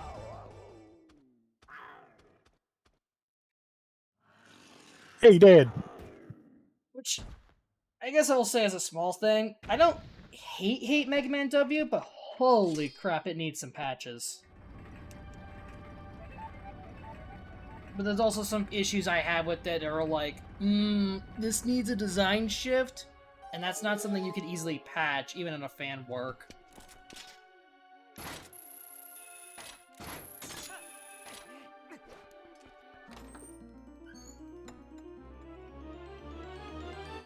What's better than one hookshot? 2 of them.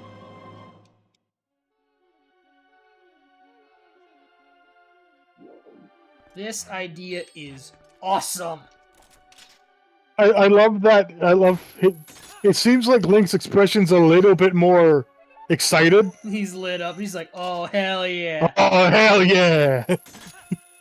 It's like, let's not even bother getting you, because this thing already is long shot length when you fire it off. So yeah, when you first get it, it's a long shot. So I was like, okay, what do we do to make the fucking hook shot in this game even better? 2 of them. You can spike. 2 of them. Hence my joke, Scatula Man. Scatula Man. This shit rules. Hell, they skipped giving you the single one in frickin' Skyward, just immediately. Yeah, Skyward said they just give you the double claw shot. Is nice, but also because of it makes you not appreciate getting the double better. Well, I feel like the wow factor of getting the double claw shot only works once. True. I'm not arguing that. But yeah, especially as someone who's a fucking Ocarina of Time kid, seeing this is just like, oh, hell yeah. This solves all my complaints of the original hookshot. Plus, you get to do shit like this. Fuck gravity. I am the Scatula. And I believe I just now I believe you just lower yourself down and freaking claw in.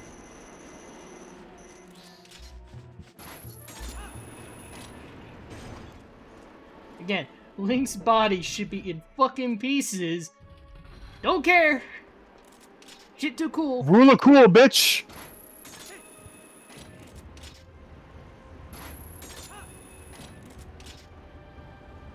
This is one of those things I would make a joke about with poor Duet if I finally got to work on some of my writing stuff, is technically she only has 1.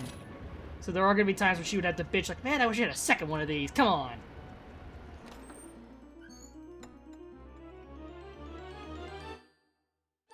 It's the compass, so we just need to find the big key and get to... And speaking of rule of cool, they have, for the crafting stuff, they do have little fate events you can do. And you can pilot some mechs. The one I'm doing right now, I get Magitech Predator that's modified with Super Claws. And has a dash attack. Hell yeah. Gotta do something with the crafting classes, because they don't fucking do much in 14, which is a shame. Do you want to have Do you want to have gear for raiding? That's it. I mean, yeah, it's always been the case, but also at the same time.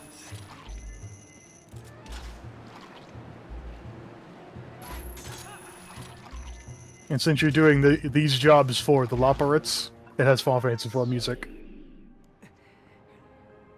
Freaking Deku Babas. Always the worst. Gonna grab you. No, this was just a straight up yeet.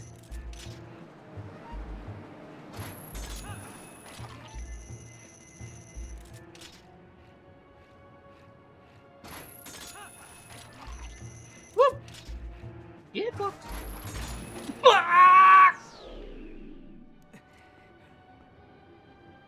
You can just hit them with the claw shot to drop them into the abyss.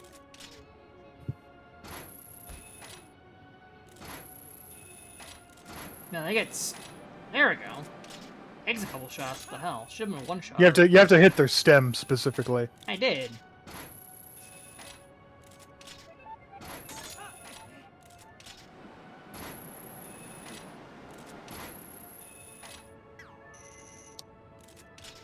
Give me the little Tonka truck. I want the little Tonka truck.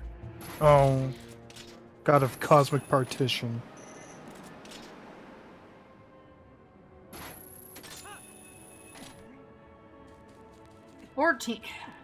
Fourteen's kind of gotten weird with its I don't know what the way to describe it. Like design tone. Well, it's really with Dawn Trail, given the plot. No, I mean this has been an where issue. the plot goes with Dawn Trail. No, that's been an issue for a while. Dawn Trail just expedited it, where you have like more and more sci-fi elements into it than Final Fantasy, and then which is funny given again the whole point of 16 was to kind of go like we need more fucking fantasy in Final Fantasy, guys. There is not a bit of there is a little bit of sci-fi, but you don't really see it until the very end.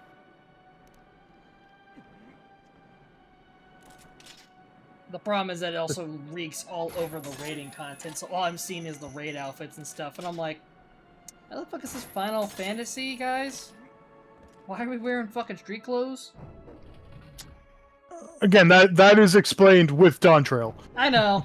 It's just one of those things where I'm like, As someone who's back to being on the outside for a little bit, it makes my eyebrow just raise a little bit, going like, Yoshi P, you literally bitched about this with fucking making 16. Now your baby's riddled with it. What the hell?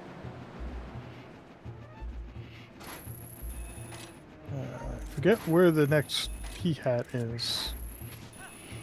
These are some ugly versions of P-hats.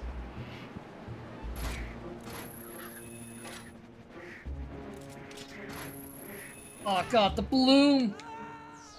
The fall! Damn, The Twilight Princess bloom! And that's even with the option to lower the bloom on. It's still too much.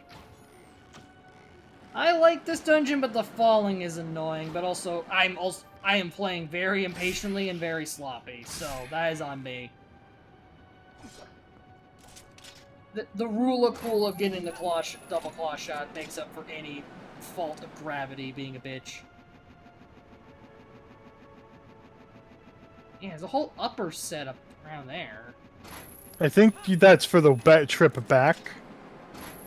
But I think I just need to go this way. Yeah.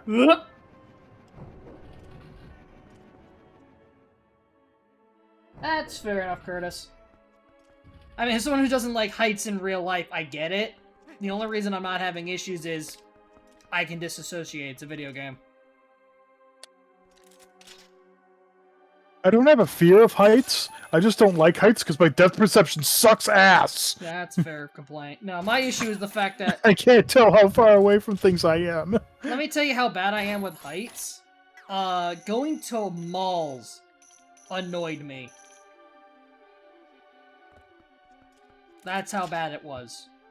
Because you know how a lot of malls have, like, those very crap and cheapy,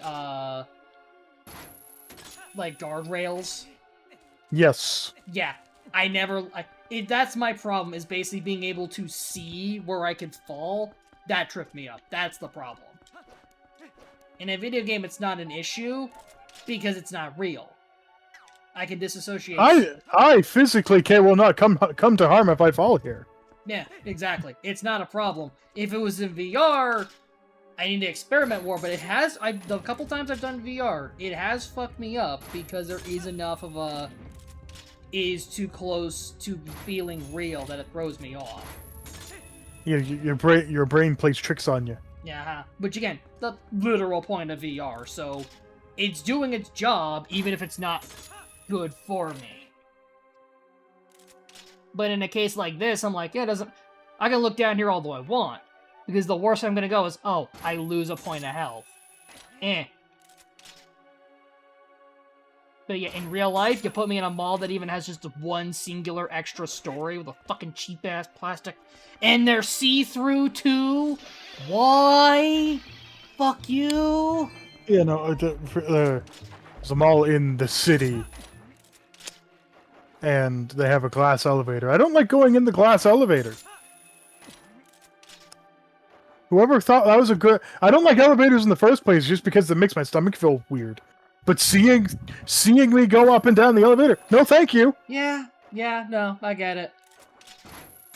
Whereas again, my issue is basically being able to see the fall, especially if I have like no hard way to block falling. Like elevators don't bug me because of the fact I'm like, oh yeah, I'm in a big box, whatever. The other problem with elevators for me, especially that one in particular, it's way too fucking small. I don't really have claustrophobia, but I feel claustrophobic in that elevator in particular. That one would make you feel claustrophobic. Yeah, no, that makes sense. It's too fucking small.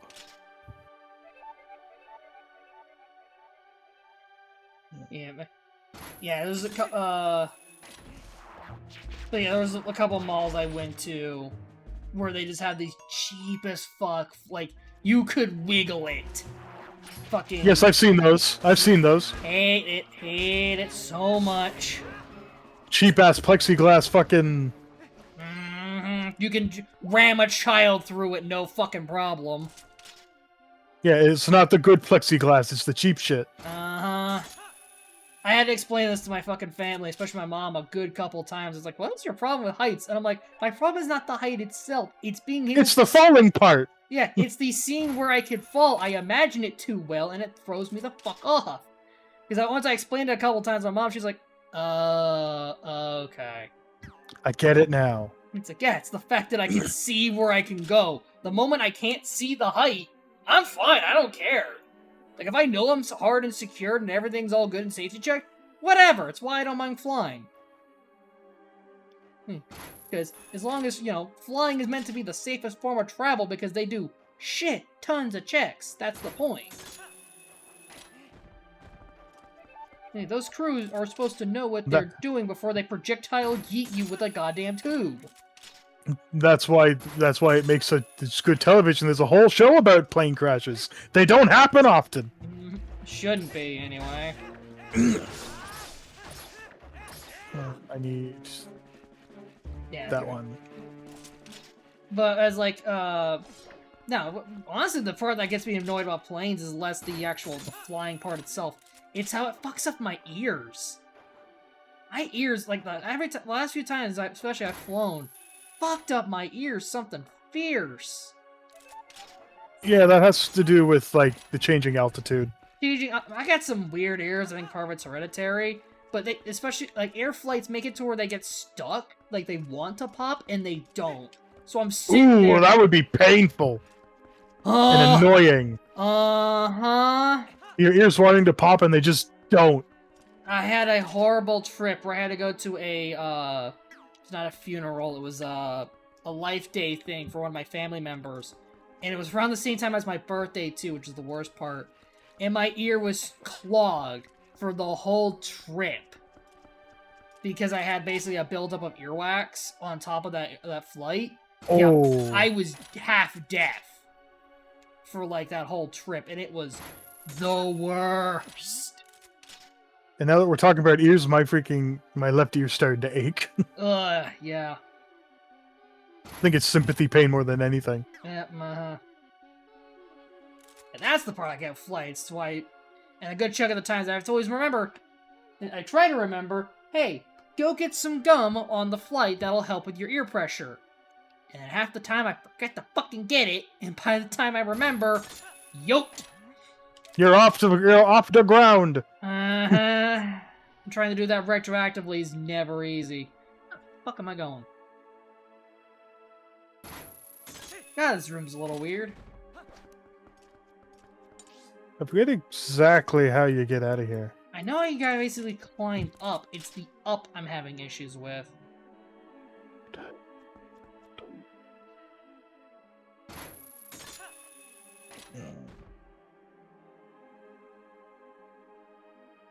Ladies?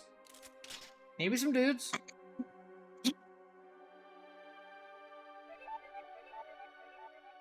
I ain't judging. Not my thing. Now, if it was Linkle, I'd be okay.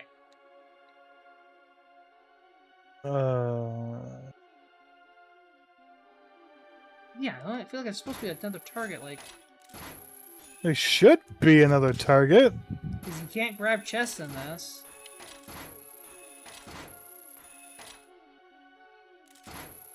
What?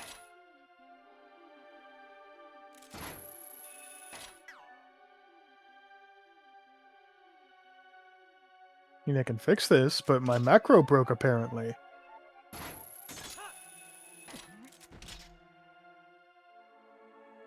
Or did I press the wrong macro? Must have pressed the wrong macro. That happens.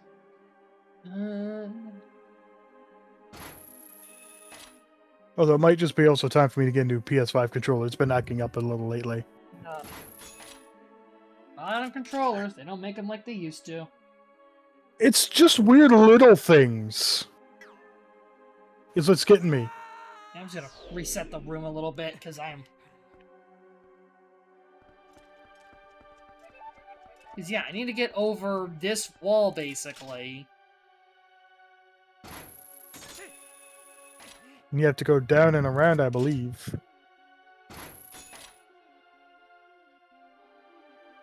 Yeah, there's a whole path there. I'll figure this out.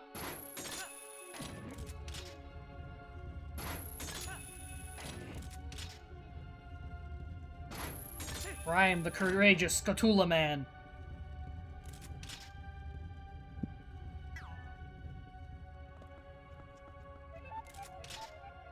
Then you go this way.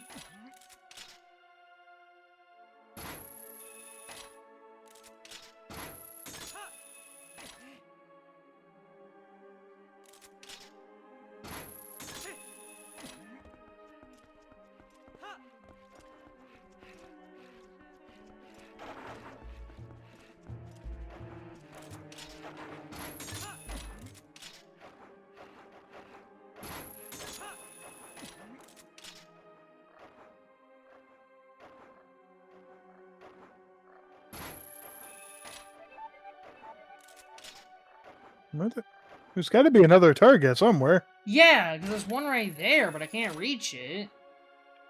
Yeah.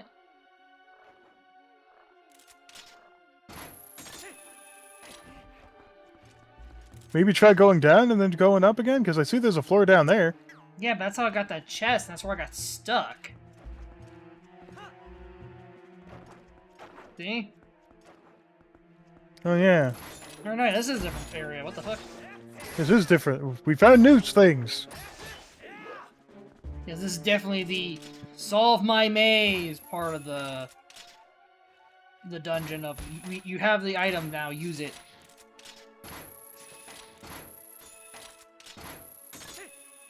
Let's go over here.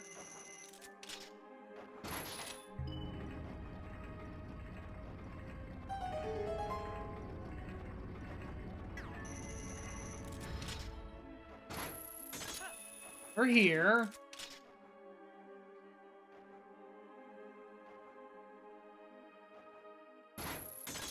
There.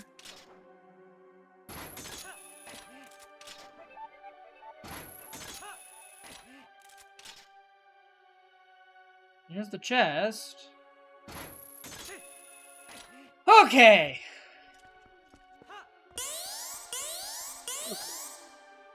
We'll be boot.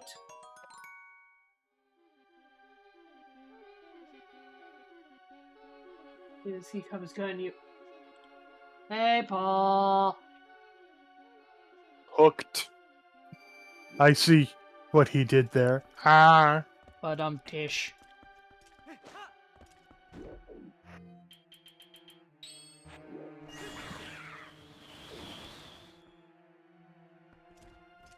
Have a nice fall, bitch.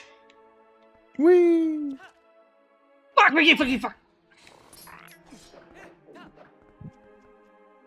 Fuck did he? He just jumped. He just jumped back to where he was. He yeeted back to his hole.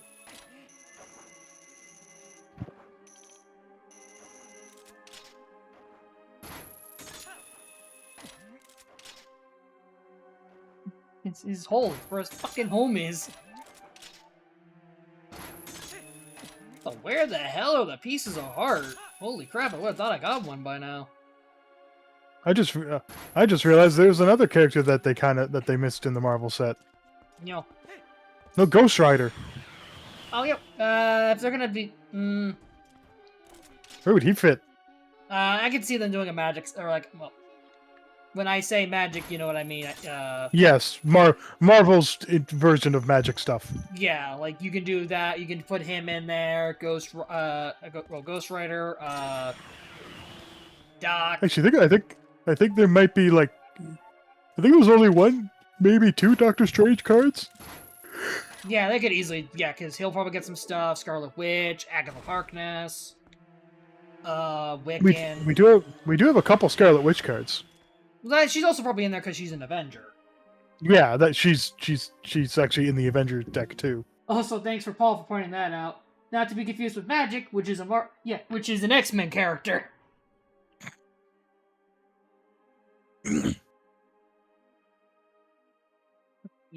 That's Paul. I feel like they'd have to make because we are probably going to get an X-Men set. Oh, easily. You could, no problem. They would have to have her be Magic, the Master of Magic. Queen of Limbo. Queen of Limbo? Okay. That's her big thing, is being a literal fucking ruler of Limbo Dimension. Because in terms of her actual magic ability, yeah, she's good enough to be Sorceress Supreme, actually. That did happen. But also, like, the big thing she's known for is Limbo! To try to quote the fucking Marvel Rivals lines. God, I want to play more of her again. It's so fucking fun. So yeah, who took the mantle of Sorcerer Supreme after Doom? I wouldn't be surprised if Doc just got it back. Well, there was a whole contest, apparently. Oh, there also was some wibbly-wobbly, timey-wimey stuff going on. I think Scarlet has it right now, temporary. Damn it, I did grab the legend. Shit. Yeah, okay, you can jump over there. It's just a tight jump. I just button mashed. That was my fault.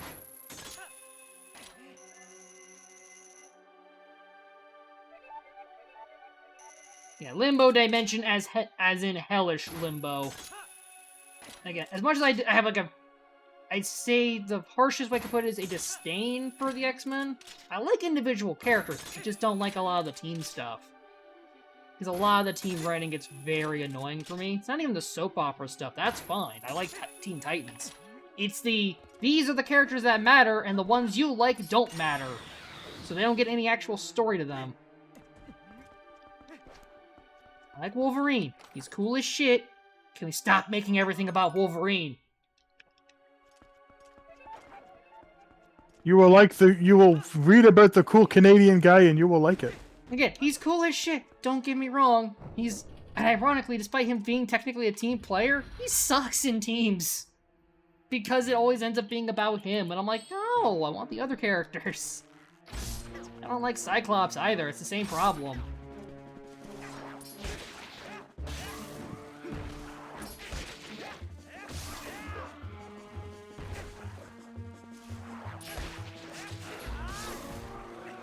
expecting Tony to get the mantle and be very confused.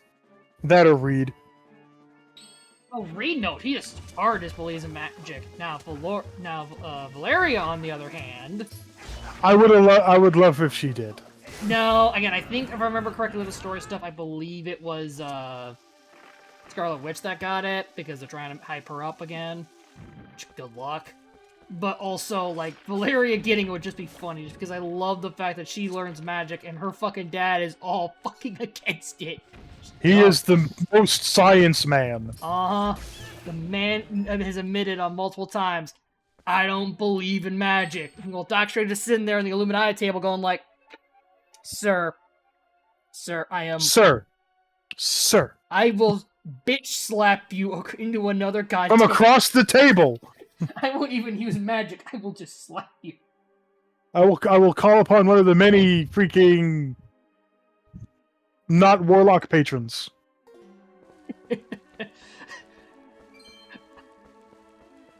I will call down the ass kicking of Sidorak on your ass.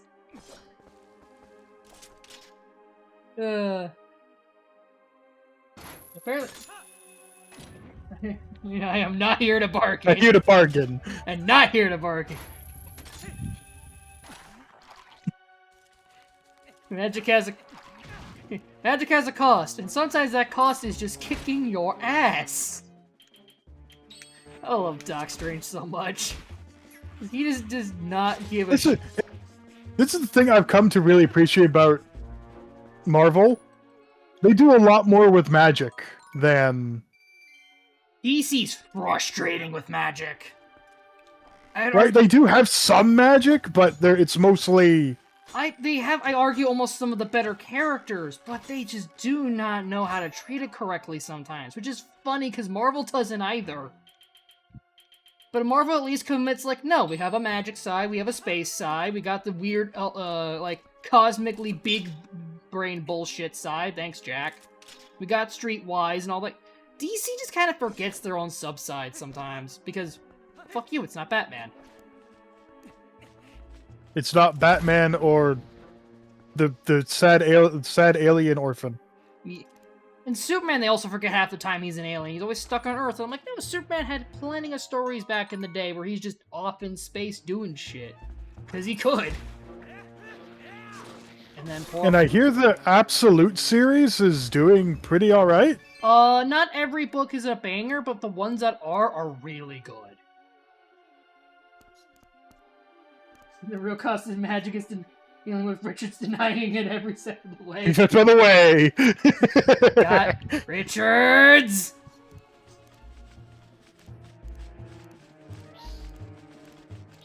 You know, as someone who grew up with fantasy worlds, high fantasy and magic, I appreciate that they have a very deep and, like, well thought out rules of magic. Asterisk, asterisk. It's still comic book bullshit, but at least they try. Well, yes, but at least they try, and they try and keep it consistent. Yeah. Once they say something, they usually roll with it. It's just, again, I would argue DC has some of the better magic characters. Again, Constantine, fucking great. But also, the man only gets books once every couple years. Because he's one of those characters that I don't think you want to be making books every year. Because he'd just be tiring. Plus, he probably would be tired. He seems like a very, very just guy who can only do like one thing every few years. Motherfucker is on a lot of smoke breaks, man. Let him have it. Right? He needs his 27th smoke break of the day.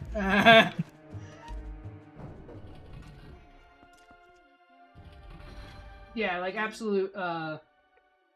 Absolute Batman's hilarious because fucking Bats himself is OG Bane sized, and then they had to make. Well, I've seen Bane. A little bit. He's fucking jacked. Well, he's not just built like a linebacker. He's the entire football team. He's the entire goddamn team and the fucking backup players. No, the one I actually have a volume 1 of Superman and Wonder Woman for Absolute. And Superman, I know I'm going to love and hate that story because it just bullies the poor kid. Because one of the story I know, and I think this is in volume 2, is when he gets his more traditional outfit. He was supposed to get it from Ma Kent. Except Ma Kent was in a fucking nursing home. And then when Soups got, after all the bullshit that happened, he was able to finally go to the nursing home to talk to her. She fucking died the day before he got there and was basically just left a box with 2 gifts. Fucking kick the boy while he's down. He got left the classic blue outfit and his actual Earth name of Clark, because he didn't have the name yet.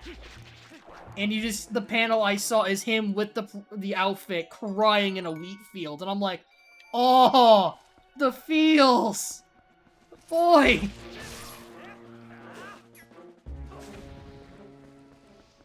Like, I want to see the actual, like, full context of that, because I'm just like, oh, just bully poor Clark, why don't you? Oh. Then I heard the Wonder Woman one actually is them trying to give a proper shit for Wendy for once, and I'm like, thank you! She's part of the Trinity, treat her as such. I think I have to loop around to get that one.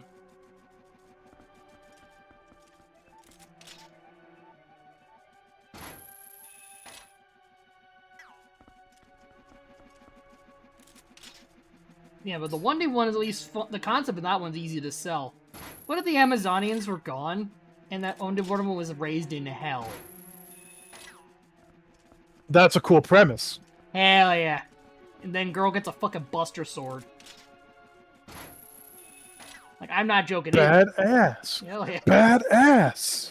Also, thank God, they finally do what I've been bitching for years for 1D. They draw her with muscles. Thank you. She's supposed to be an Amazonian. She should be buff. She should be shripped. I'm not saying she should be She-Hulk size, which I mean, when I say She-Hulk size, I mean bodybuilder woman. I've seen She-Hulk, yes. Marvel's also guilty of making her too scrawny, and I'm like, no. She is Hulk. Have you seen the Hulk? He's the entire damn wall. She-Hulk should at least be half of that. Cowards. Or at least the support beam that's holding up the house. Exactly. Like, she should still be huge. One day I'm like, one day should at least be half of that. Also, I would make the argument, Wonder Woman should be the tallest member of the Trinity. I said it. Girl should be like almost 7 foot.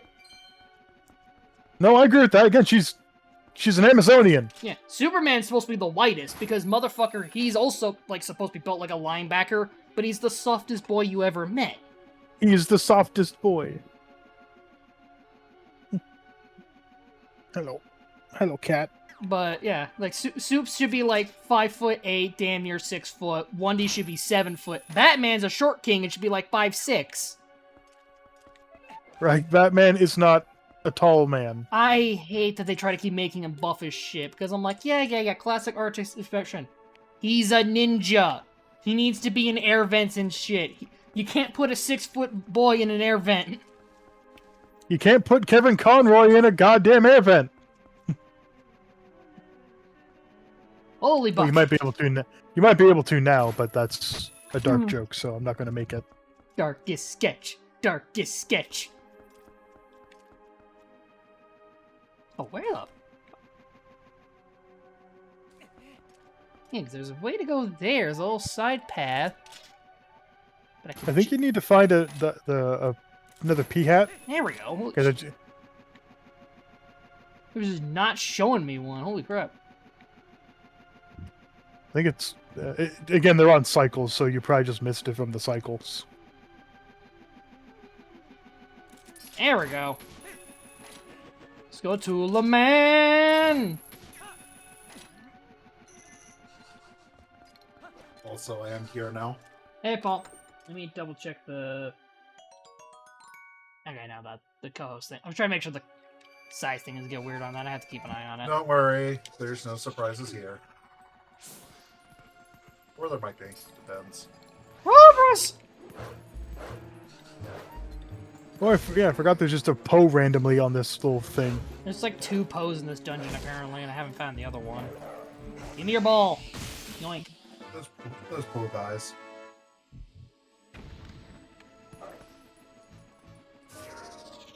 Let's just not think about the logistics of stealing a soul from something from a ghost.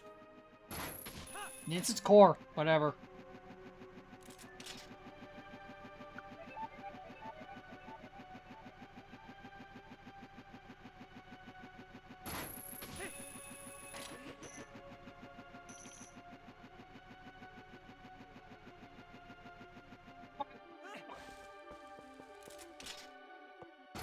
Emma. So are you two ready for the Nintendo Direct? All I'm asking for at this point is Metroid. As I tend to at this point, because usually back before they released it, all I said was Prime. Like I was fucking Megatron. Granted, but it's introducing Metroid yet another M. The M from over the other M. You know how many homicides I would commit, Paul, if they actually announced something like that.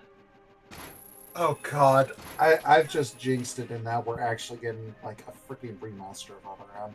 Please, no. Just treat that game as non-canon. Okay, what the fuck? Come on, Nintendo. The many a times you just you make people try to forget that games exist. Please keep it up with that one. Thank you. I just know that I saw someone on Blue Sky asking people, all right, what do you expect that to be there? What's something you don't really expect we'll be happy to see? And then the third thing was, what is the most off-the-wall thing you can expect? I said, 3D Collectathon Ice Climbers game. And the person immediately responded like, dude, that would be so fucking sick. Look, a new because there's only been the original. To be fair, I kind of pandered with that, considering the person that was asking that was Josh Jepsen. Yeah, fair. The guy who loves Banjo-Kazooie, so I'm like, yeah, sure, Collectathon. Yeah, sure, pamper to the YouTuber. Why am I? What the fuck happened to my stats? What the fuck? What the fuck? Why did I lose like 2,000 craftsmanship? Ugh. So these things are on a weird. Do I have to actually like shoot this? Oh, I see the problem. It took off my offhand tool for some reason.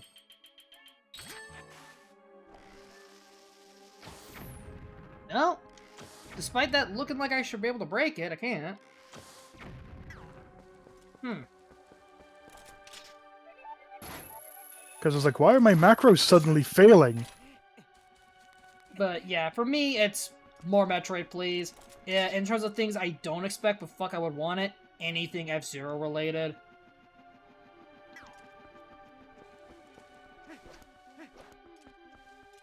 I mean, we've had 99 at this point, so they know that people want more F-Zero. Because that when it was out, it made a lot of noise. The only thing I really want again is any information on Duskbloods? Anything? Yeah, I just want a remake, remaster, sequel to Kid Icarus Uprising. Something for that, yeah, because poor Kid Icarus hasn't done shit in a while. And before anyone makes a joke, yes, 20 years for the next one. And at that rate, but also at the same time, it wouldn't hurt to get that game off the 3DS because that game's controls fucking murder my hands. Hell, mouse control would work for that damn game. I'm just afraid that game may have a similar curse to Punch-Out, where for some reason it is so associated with a certain creative in the office that they pretty much have to get their blessing for it, even if it's Sakurai who only made the sequel and not the original. Because that's what I think you just need to sit in that area, in the little box area, and wait to grab the P hat.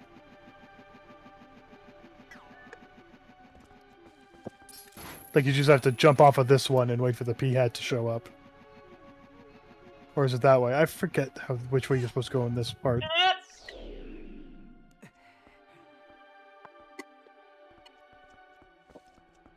But yeah, a new Kid Icarus something would be cool. I'm just worried that it's stuck to being associated with Sakurai, and they won't do it because of that. Even though I'm pretty sure Sakurai would just be like, fucking do it, don't ask me. I want to retire, fuckers. Even though Sakurai's a person I feel like he says he wants to retire, but he never actually will. Introducing the new sequel to Kid Icarus Uprising, Kid Icarus Downsizing. Or Downfalling.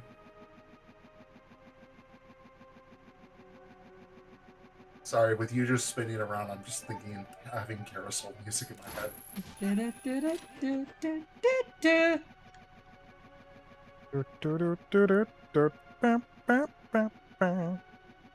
Yeah, also crossover between Kid Icarus and Punch-Out.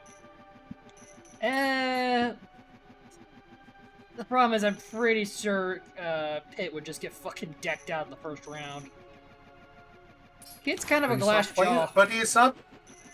But he's decked out, but he's not playing a card game.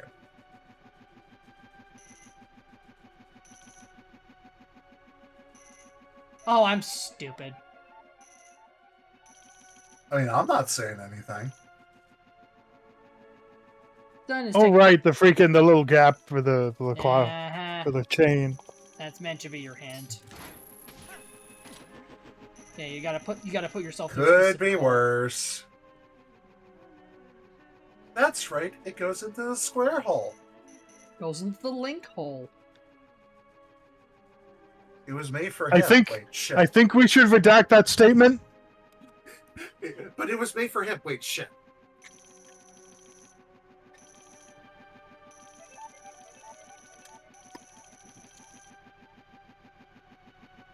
There, finally, freedom. Holy shit. Knew something was feeling off, and I couldn't put my fucking brain cell together. Oh, you can tell I still haven't been sleeping all that well. I just slept better than I have been. I have a quandary of an idea because of it. They're going to. Tomorrow is a specific day. Yeah. Cool. I mean, yeah, I wouldn't be surprised. I think we're legitimately gonna get some Capcom stuff, if not because it's the fact it's Raku Day. If it's gonna be, I don't even think it's gonna be like the contest stuff that may be like on Capcom's own page, but we may see a couple of the Robot Masters, which show. Although now that you mentioned Capcom, they might show off a bit of Wilds on Switch 2. Probably. Because they did announce they're working on it. They may do a short segment at least, just to kind of go like, it's here! He'll come out when it's out. It's coming. We're here to waste time. Fuck you. Because Capcom tends to do that. But also the fact that, like, just today or yesterday there was the whole, save room for dessert post, and it showed Okami and Mega Man. So, clearly there is we may be getting something for those. Okami, I only would expect a proper title. That's my only expectation for that, because all we know is it's just the Okami sequel. It's not even, like, properly called Okami 2. So, we'll probably get something for that, and like a name or a concept, and then Mega Man will be a couple Robot Masters and maybe some of the voice lines for a couple of the characters. Because we haven't even seen Wily yet, so... Well, we have and we haven't. That's the stupid thing.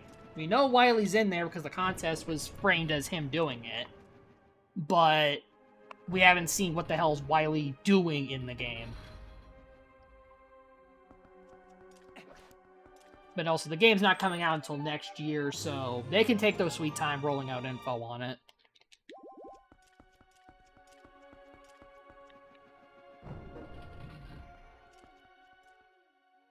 So... I think we'll get something with Mega Man. I think the most we'll see is probably a Robot Master or two, maybe some gameplay of the Legends Collection. Nope. I'm gonna I as much as I want it, no. I don't think they'd release 2 in 1 year. Start for I double check. I think it was this year. Yeah. Well, not only that, they up and said that they want to do an alternating schedule for the team. So one new game, one old game, which had a lot of people rightfully point out. But after Legends, what the fuck else are you gonna do? Which was see, this is what The DOS games, obviously. Don't count. No. They're gonna do the Legends games, but instead of Legends 1, they're just gonna give us Mega Man 64. Oh.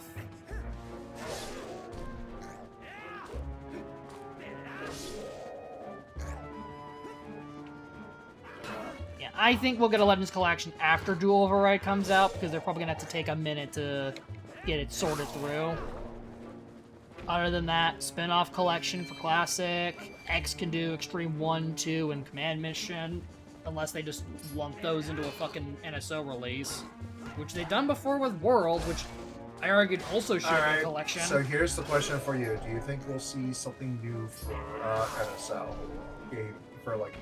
We have nothing to go on except for Sunshine, so yes. The question is, what? Fuck if I know. I bet more like, will we see a new console? New console... I'm only going to say no because we just got Virtual Boy this year, so I think that fulfills their quota. Because what will you do next? You either are doing Wii or DS, and both are complicated. Not that they be impossible, just complicated. Well, DS could be solved a bit with the Mouse mode. the mouse controls. Yeah. Introducing the first game added, Super Mario 64 DS. Fucker. I mean, I've been bitching that should have been in the 3D All-Stars collection, so I'll allow it, but also, God fucking damn it, we don't Look, it'll never happen. But just give us that just so that people can actually play Mystery Dungeon Explorers of the Sky. Lee, if you're not gonna do a remake at this point, even I'll agree to that. He's like, I'll play it once I have a fucking way to play it, because the best I have right now is a local copy at a shop, and it's still $100, and I do not have that money. Wink.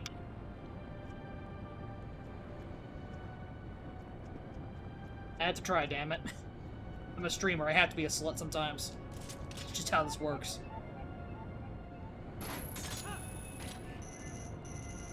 I thought you only did that on OnlyFans. Yeah, dude, fuck no. I don't got the body for that. Nor do I want to. I am a fucking digital image. Picture steal your soul, damn it. To be fair, there's bound to be at least one person into it. Also, do not put in a strip duet. Leave her alone. She's enough ball of trauma as she is. Take it easy, Curtis. But yeah, in terms of like the... How do I put it? What the fuck do you do in this room? I think this is just an exit. Now. Like once you get to the top and you deal with the stuff up there, Okay. you can just come back down here. There's another fucking pea head I'm missing? Yep, there's something. Cool. But anyways, I was trying to say, like a DS one they could do, and I think that would be justified to have on Switch 2 only, because of the mouse mode stuff, would solve a lot of problems with touch controls. Either that or the eventual, maybe supposedly they've been rumoring this for a fucking while now, of, You gotta be doggo. yeah, second screen add-on, which, sure, Jan. Yeah, no, that ain't happening. I can see it happening, but especially in this current market, no. That's why I'm saying it's not happening right now. Not happening. What they are more likely to do is just release an official vertical grip for the damn thing and just cut the screen in half. Which would be way cheaper, it makes way more sense. And also, let's be honest, unlike the Virtual Boy, that at least makes sense to put that into handheld mode. Uh-huh. Whereas the fucking bullshit with, please give us a consoleized mode for the fucking Virtual Boy, because God, no one wants to buy that damn accessory or the cardboard. I kind of want it just for the novelty of it, but that's it. I do too, because I'm a collector, but also, like, I want to actually be able to record playing those games. I would love to play Wario Land Virtual Boy on stream. I love me the Wario Land games, but also I like having my eyeballs. But be honest, you really just want to play Waterworld. Fuck off. It's also like the one game they're never putting on the service.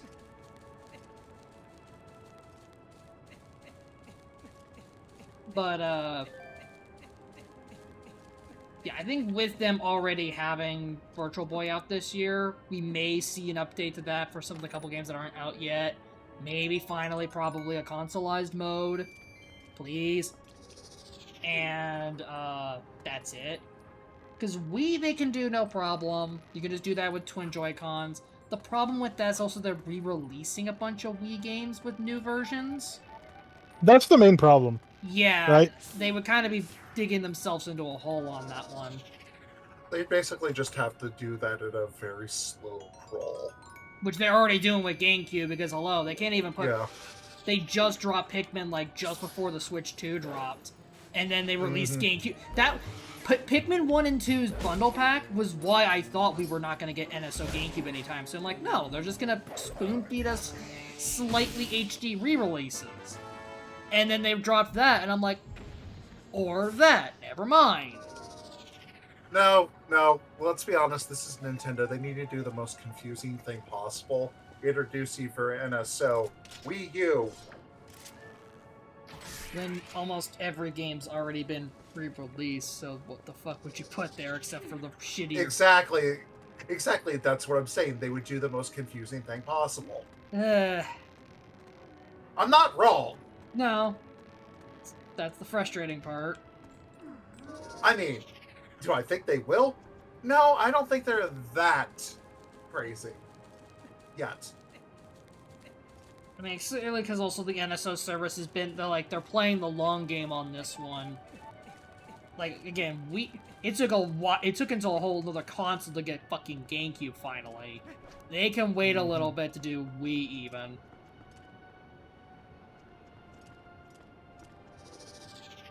Introducing the new Switch 2 Lite. But yeah, in terms of what I expect in the Direct, maybe a Mega Man thing. Please give me Metroid. F-Zero, I wish, but it ain't gonna fucking happen. Please prove me wrong. Kid Icarus is a literal coin toss. They do it, they do it, they don't, they don't. And it keeps landing on Tails. Think it's too soon for a new Mario game? No. It's never too soon for more Mario. Real question, though. I think it's about time for them to do another 3D style one. Yes, they've already confirmed that when Odyssey was finished, the team got split into two. One became Bonanza, one became the next Mario title. If it's not out by this year, they can at least announce it and get it hyped up for next year.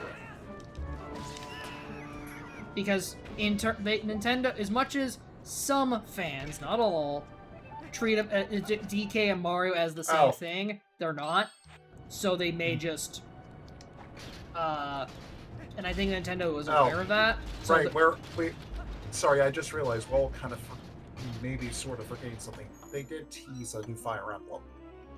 Yeah, we have a name for it and everything. Fortune Sweet. That's getting... I'm not even bothering listing that, because, like, yeah, that's either going to be segment 1 or the last segment, because it doesn't have a release date. But it's supposed to be out by this year. Yeah, no, we already had pretty decent information on that. Yeah, that's why I'm not even bothering, because I'm like, yeah, I know. That's like a no-brainer to be there. Yeah, that's why I'm like, it's either segment 1 to piss people off, it's going to be close to the end, yeah, and it's going to be a release date, proper set of the characters. Regardless of what it is, it's just going to cause another 3 years of discourse involving Three Houses.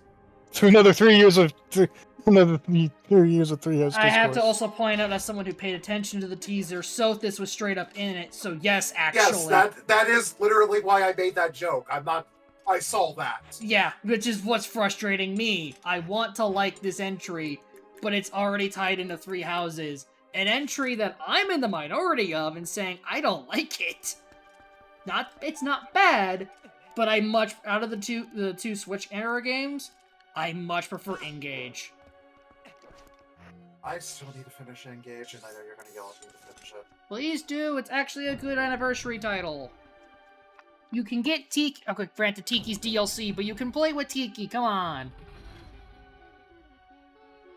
Note I said I need to finish it, not that I need to start it. I'm probably never gonna get Engaged, but I've seen some of the cutscenes and they're like really bad. It's fine. Some of the cutscene cinematography's really lazy. It's about as bad as 3 Houses. They're the same.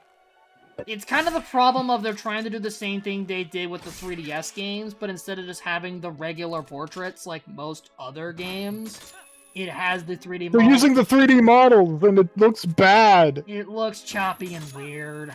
I'm not gonna defend it. Friendly reminder that Fire Emblem Awakening was full of Uma Musume because they all had fucking horse hooves instead of feet. Yeah, because they couldn't model feet, yeah.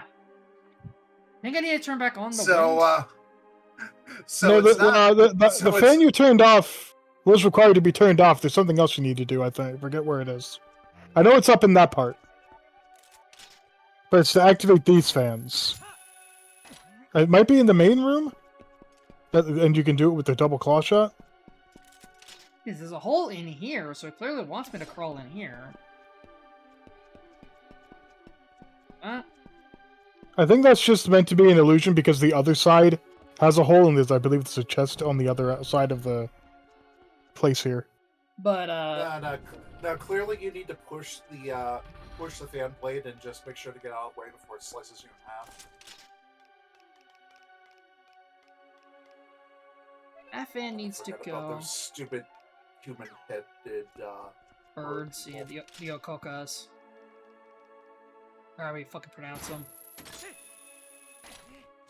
I'm pretty sure it's just meant to be like an inverse of Coco. I think it is. There we go, there's his balls.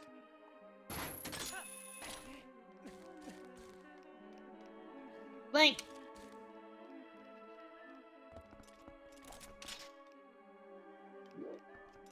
You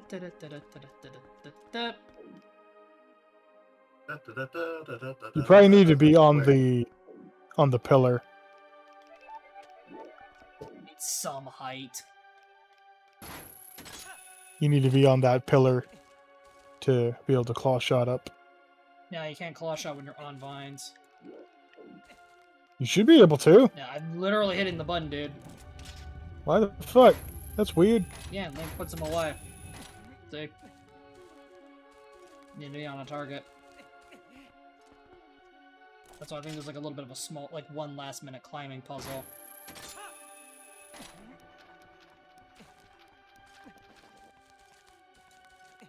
Link! Ow!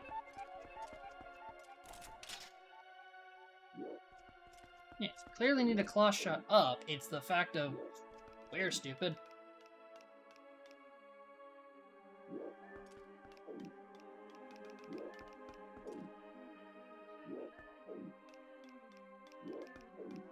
Wait. Maybe I think I know what it is. I think you have to go up past the fan in the ceiling, and then you can claw shot the ceiling and lower yourself down. Ah, there we go. Yeah, it's not too hard to get back up there with this, so...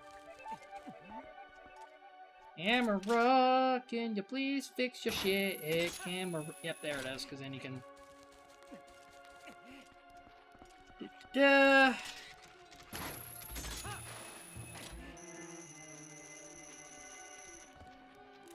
Ahem.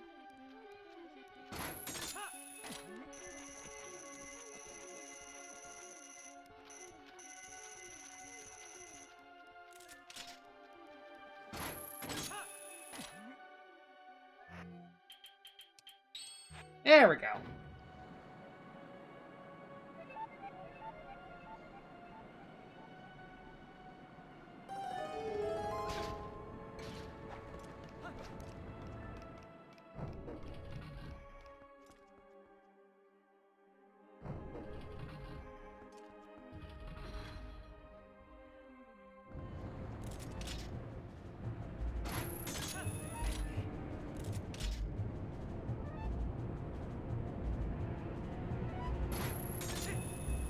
Careful.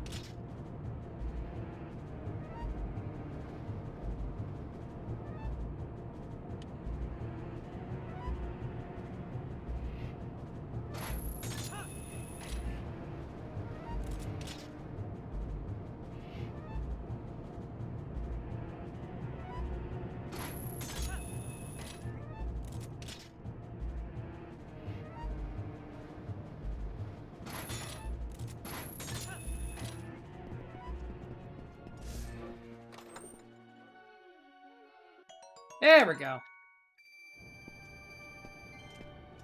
I believe that one contains a stamp in HD. That feels like a stamp. Alright, that's all the chests in here. We're cleared out of this dungeon. Go. You don't have to come back if I decide to 100% this.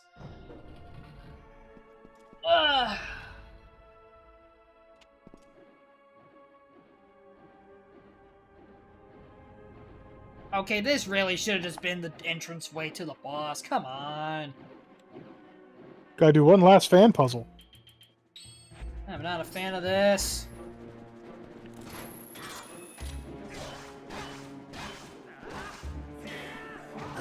Don't worry, it'll be a breeze. Fuck!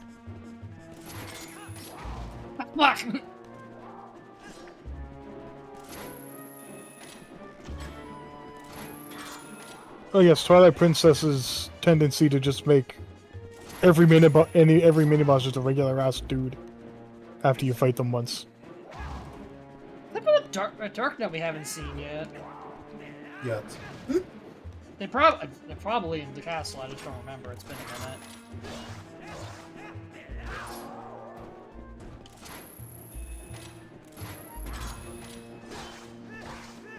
And to be fair, this is at least a fun fight. Dude! I believe if they're guarding on the ground, you can use the iron boots, and then freaking instead of you getting pulled to them, they get pulled to you.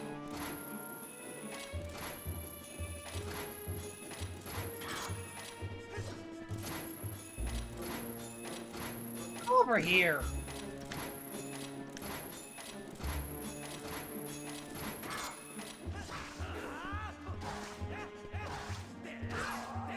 There we go.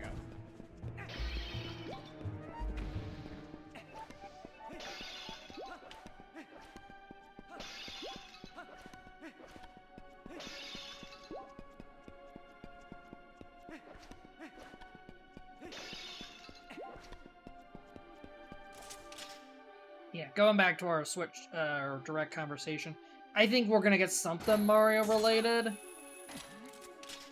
but what it will be, I don't fucking know. That's kind of half the fun. Oh, I can't wait for whatever random gimmick they decide to do this time that makes people go, what the fuck?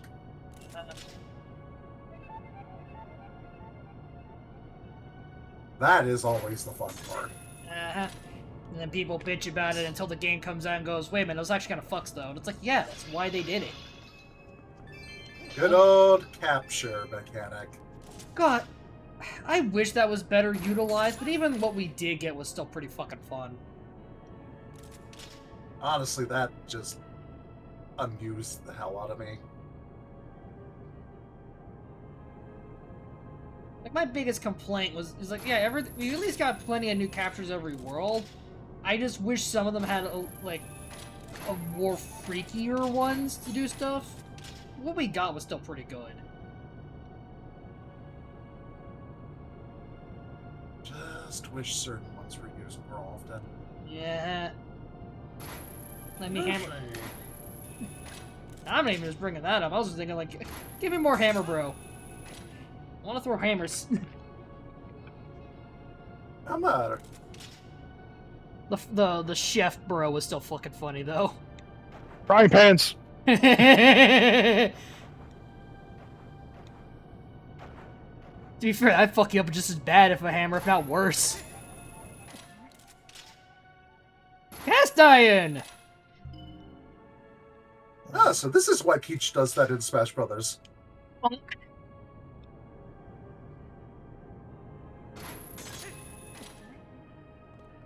There we go. Whee! Yeah, this dungeon was a bit of a beefer, but you're getting it done. Yeah, this one was going on for about 3 hours. Sheesh, that'd be done an hour sooner. My mistake. But hey. Shit happens. Shit happens, and also this, I forgot just how complicated this dungeon was. I knew it was, I just forgot by how I much. thought it was. It may just be because my more recent experience with it is watching a speedrunner do randomizers of it, so they Yeah. know all the ways to cheese it. Yeah, and trick Right? around. But doing it legit, yeah, this is the longest dungeon by far. We've been here for almost a solid 2 hours. The only thing that I'm a little upset with is they don't really have you do anything with the spinner.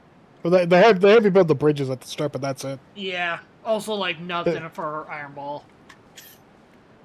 Granted, I know a lot of those also get used in the next 2 dungeons, since there is no proper equipment for Twilight Realm and Hyrule Castle's the final dungeon. Funny enough, Hyrule Castle has you use the spinner of all things Yup. on spinner rails for some reason. I mean, it makes sense. It's blown out stairs. But my question is, why did the royal family have this contingency? I think it's just a happenstance. It's just a happenstance that works in our favor. Either that or Ganondorf was like, I'm going to install these rails with these spikes on because they look cool. Why not both? Maybe It could be both. contingency by the royal family. He saw it and went, man, those are dope. I'm keeping them. I'm keeping them. There's no way the hero would get an item that specifically lets them traverse these. Ah, fuck! He's dead! I mean, especially because this is the Ganon that's straight up after Ooh. No, wait, no, timeline fuckery. This is the Ganon that pre-arrested. So he was still fully charged and ready to go, but never got to do this, Freaking Minority reported. Yup. Ganon's just like, what the fuck is this bullshit? Ganon's just like, damn it, I fucking hate time travel. Fuck. I think I need the iron boots for this, or do I not? Yes. Felt like it for a second. I just didn't have them equipped. Get down, asshole! Also, ow! Ow! Pull that fucker by the whole ass tail. Ah! Yeah, no, that would hurt. That would hurt anybody. Fuck! I'm just imagining if he pulls the tail, you just hear the loudest crunch as all the bones pop. Ow. More of your spinal column. And honestly, I feel like how you dealt with him in Hyrule Warriors is less brutal than that. Uh-huh. Forgot it was Because at least then you're just slamming him on the ground. No, freaking this, you just yank his whole body down. Yank the whole Extending his freaking skeleton. one hell of The a more character. over-the-top game has the less brutal execution. That's the game where you fucking suplex the planet. Yes! Still one of the best fucking...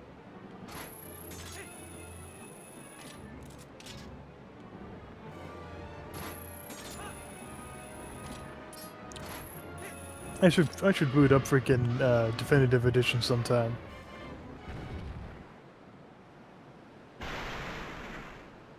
I never played Age the 2 Age ones. The two Breath of the 2 Wilds tie-in ones. I never got them. From what I understand, they weren't as good. They're fine. Three Hopes had the same problem of you're making it only about one specific entry, so you kind of lose some of the charm, since half the fun is the crossover. The thing is, the original Hyrule Warriors was an excellent, just like, anniversary title. Oh yeah.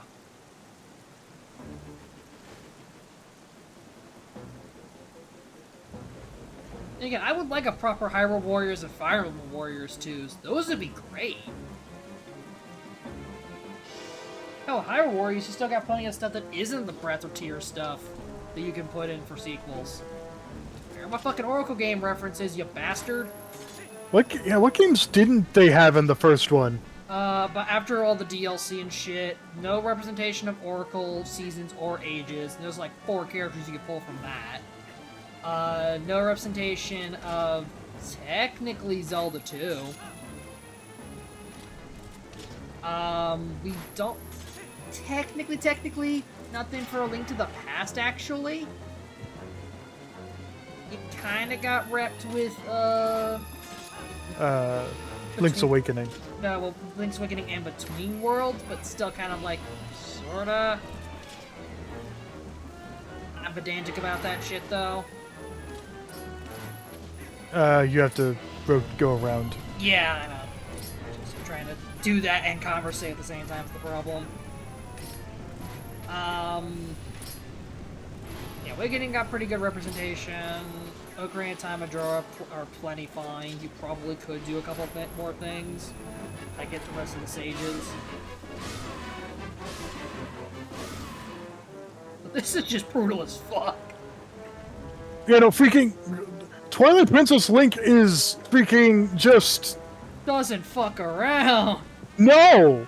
It's like He's oh, like, I'm on a quest to save the world. I'm going to kill this dragon. it's like this is a fucking dragon. I have a sword. I know what I must do.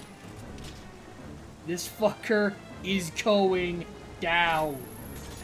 Like most Links are sitting there freaking out, maybe using arrows and shit. Nah, I'ma fucking go up to the dragon. I'm gonna and climb stab- on his fucking back, bitch. Give me the put a fucking Zelda He's cross. about the shadow of the Colossus, this thing. I was gonna say fucking Monster Hunter. It's like, ah, fuck you. I want that goddamn Nate damage. I need that weak point. I need that weak point damage.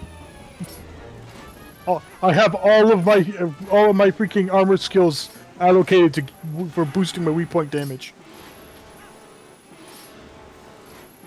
He's a bit so. Great. Now my brain is wondering what kind of sharpness levels the Master Sword have. Pure white. That easily pure white's actually not that high. Or whichever way is like the Purple. like pure purple. Purple, yeah. Pure Yeah, purple. purple. It is max sharpness until it is not.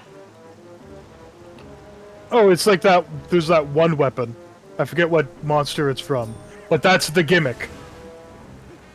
It has the highest sharpness, but as soon as it runs out of sharpness, it goes right down to red. Yeah, that sounds about right. Oh, that's a sword and shield one, I know. I think it was a whole. I think it was a whole weapon It may have set been for like- a specific It may monster. have, but I remember it from Sword and Shield because that was one of the ones from the loadouts I had.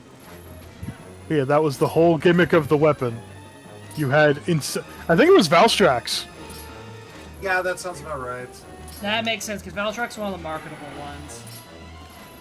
Because weirdly, Well, it's also a goddamn freaking fighter jet dragon. yeah. Only reason I remember it is because of X Dive. That was Zero's Monster Hunter armor. He got Crimson Valstrax. Does he do the fake out on this one? He does do the fake out. Fuck! He did. I'm back. But yeah, because the armors they had in the X-Dive crossovers was Rathalos for X, dull surprise. Then Rico got the standard Rise Hunter armor, and Via Oh, the got, hopes that's cool. Yep, and because this was when Rise was coming out, and because Yeah. Via got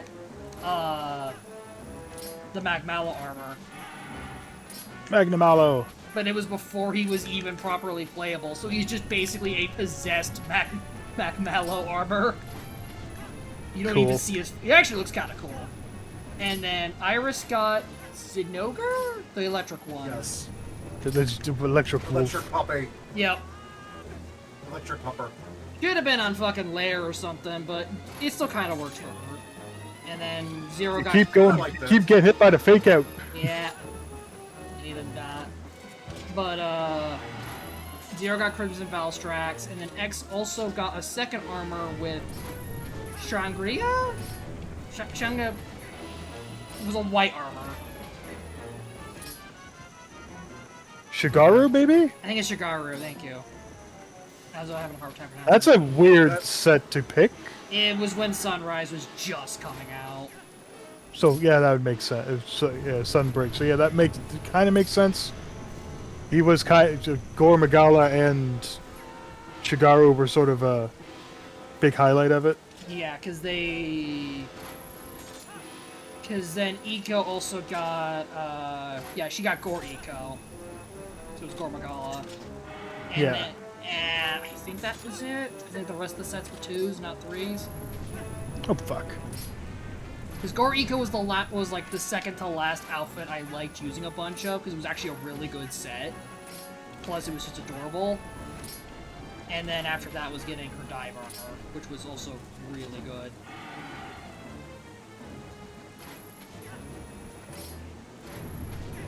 So basically, you wait for the fake out, and then you go the opposite direction he's coming from.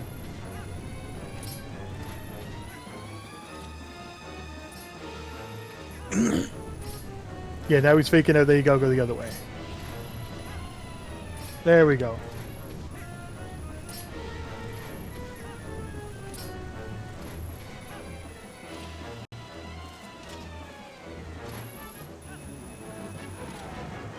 Ah, son of a bitch! Go down!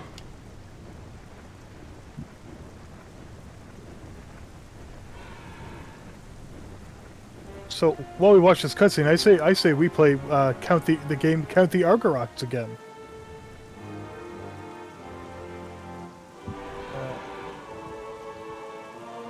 So far, I count 1.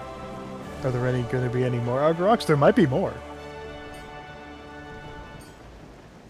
Might be. Nope. There's no Argoroks now.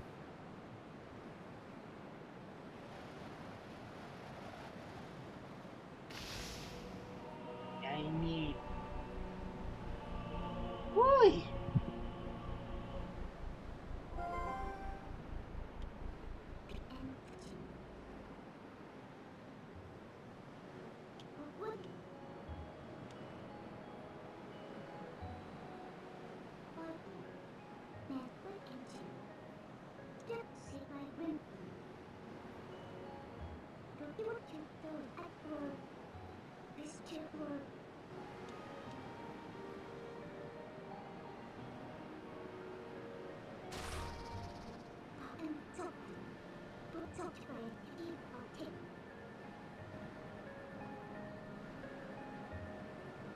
Yeah, I mean, Din says a copy can't be as good as the original, but I'm just going to some jackass in a shirt.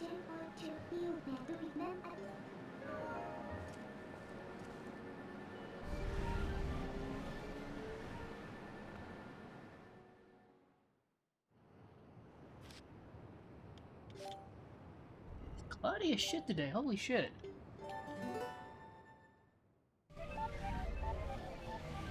Ah, damn. It's like half processing that during the stream. I'm like, it's a little dark out despite still being plenty of light out. Oh, that's why the fucking sun decided to go away.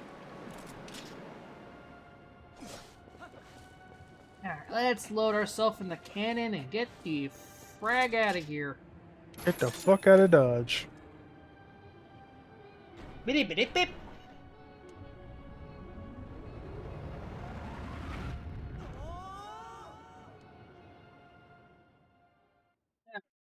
So, I think this would be a good place to stop it because we could do a little bit of side questing before the next dungeon.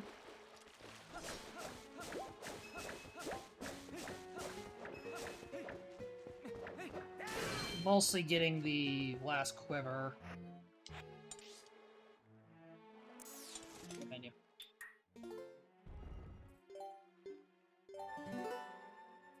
But as long as I don't pass the hell out again like I did last week, sorry about that again.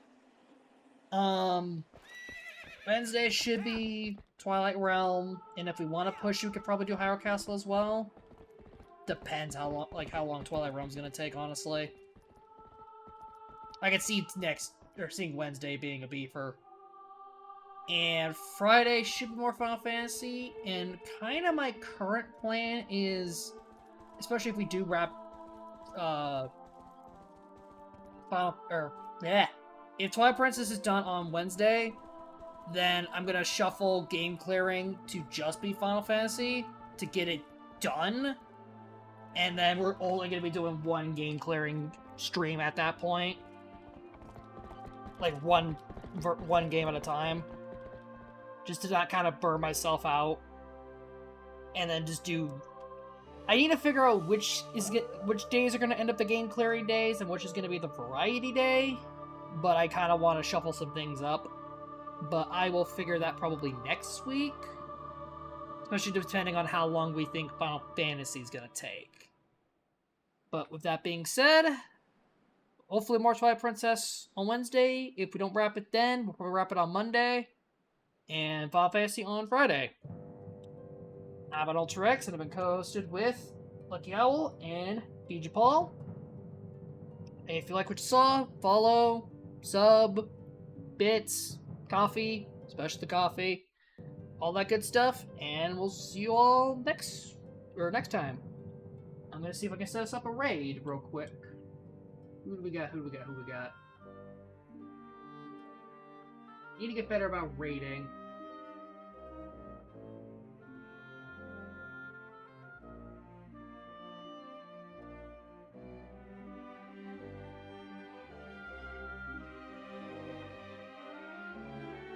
Browse again. We do.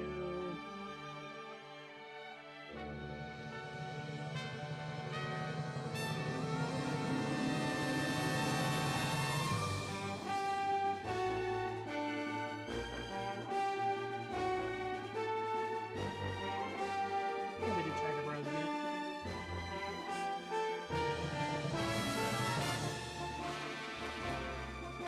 Raid.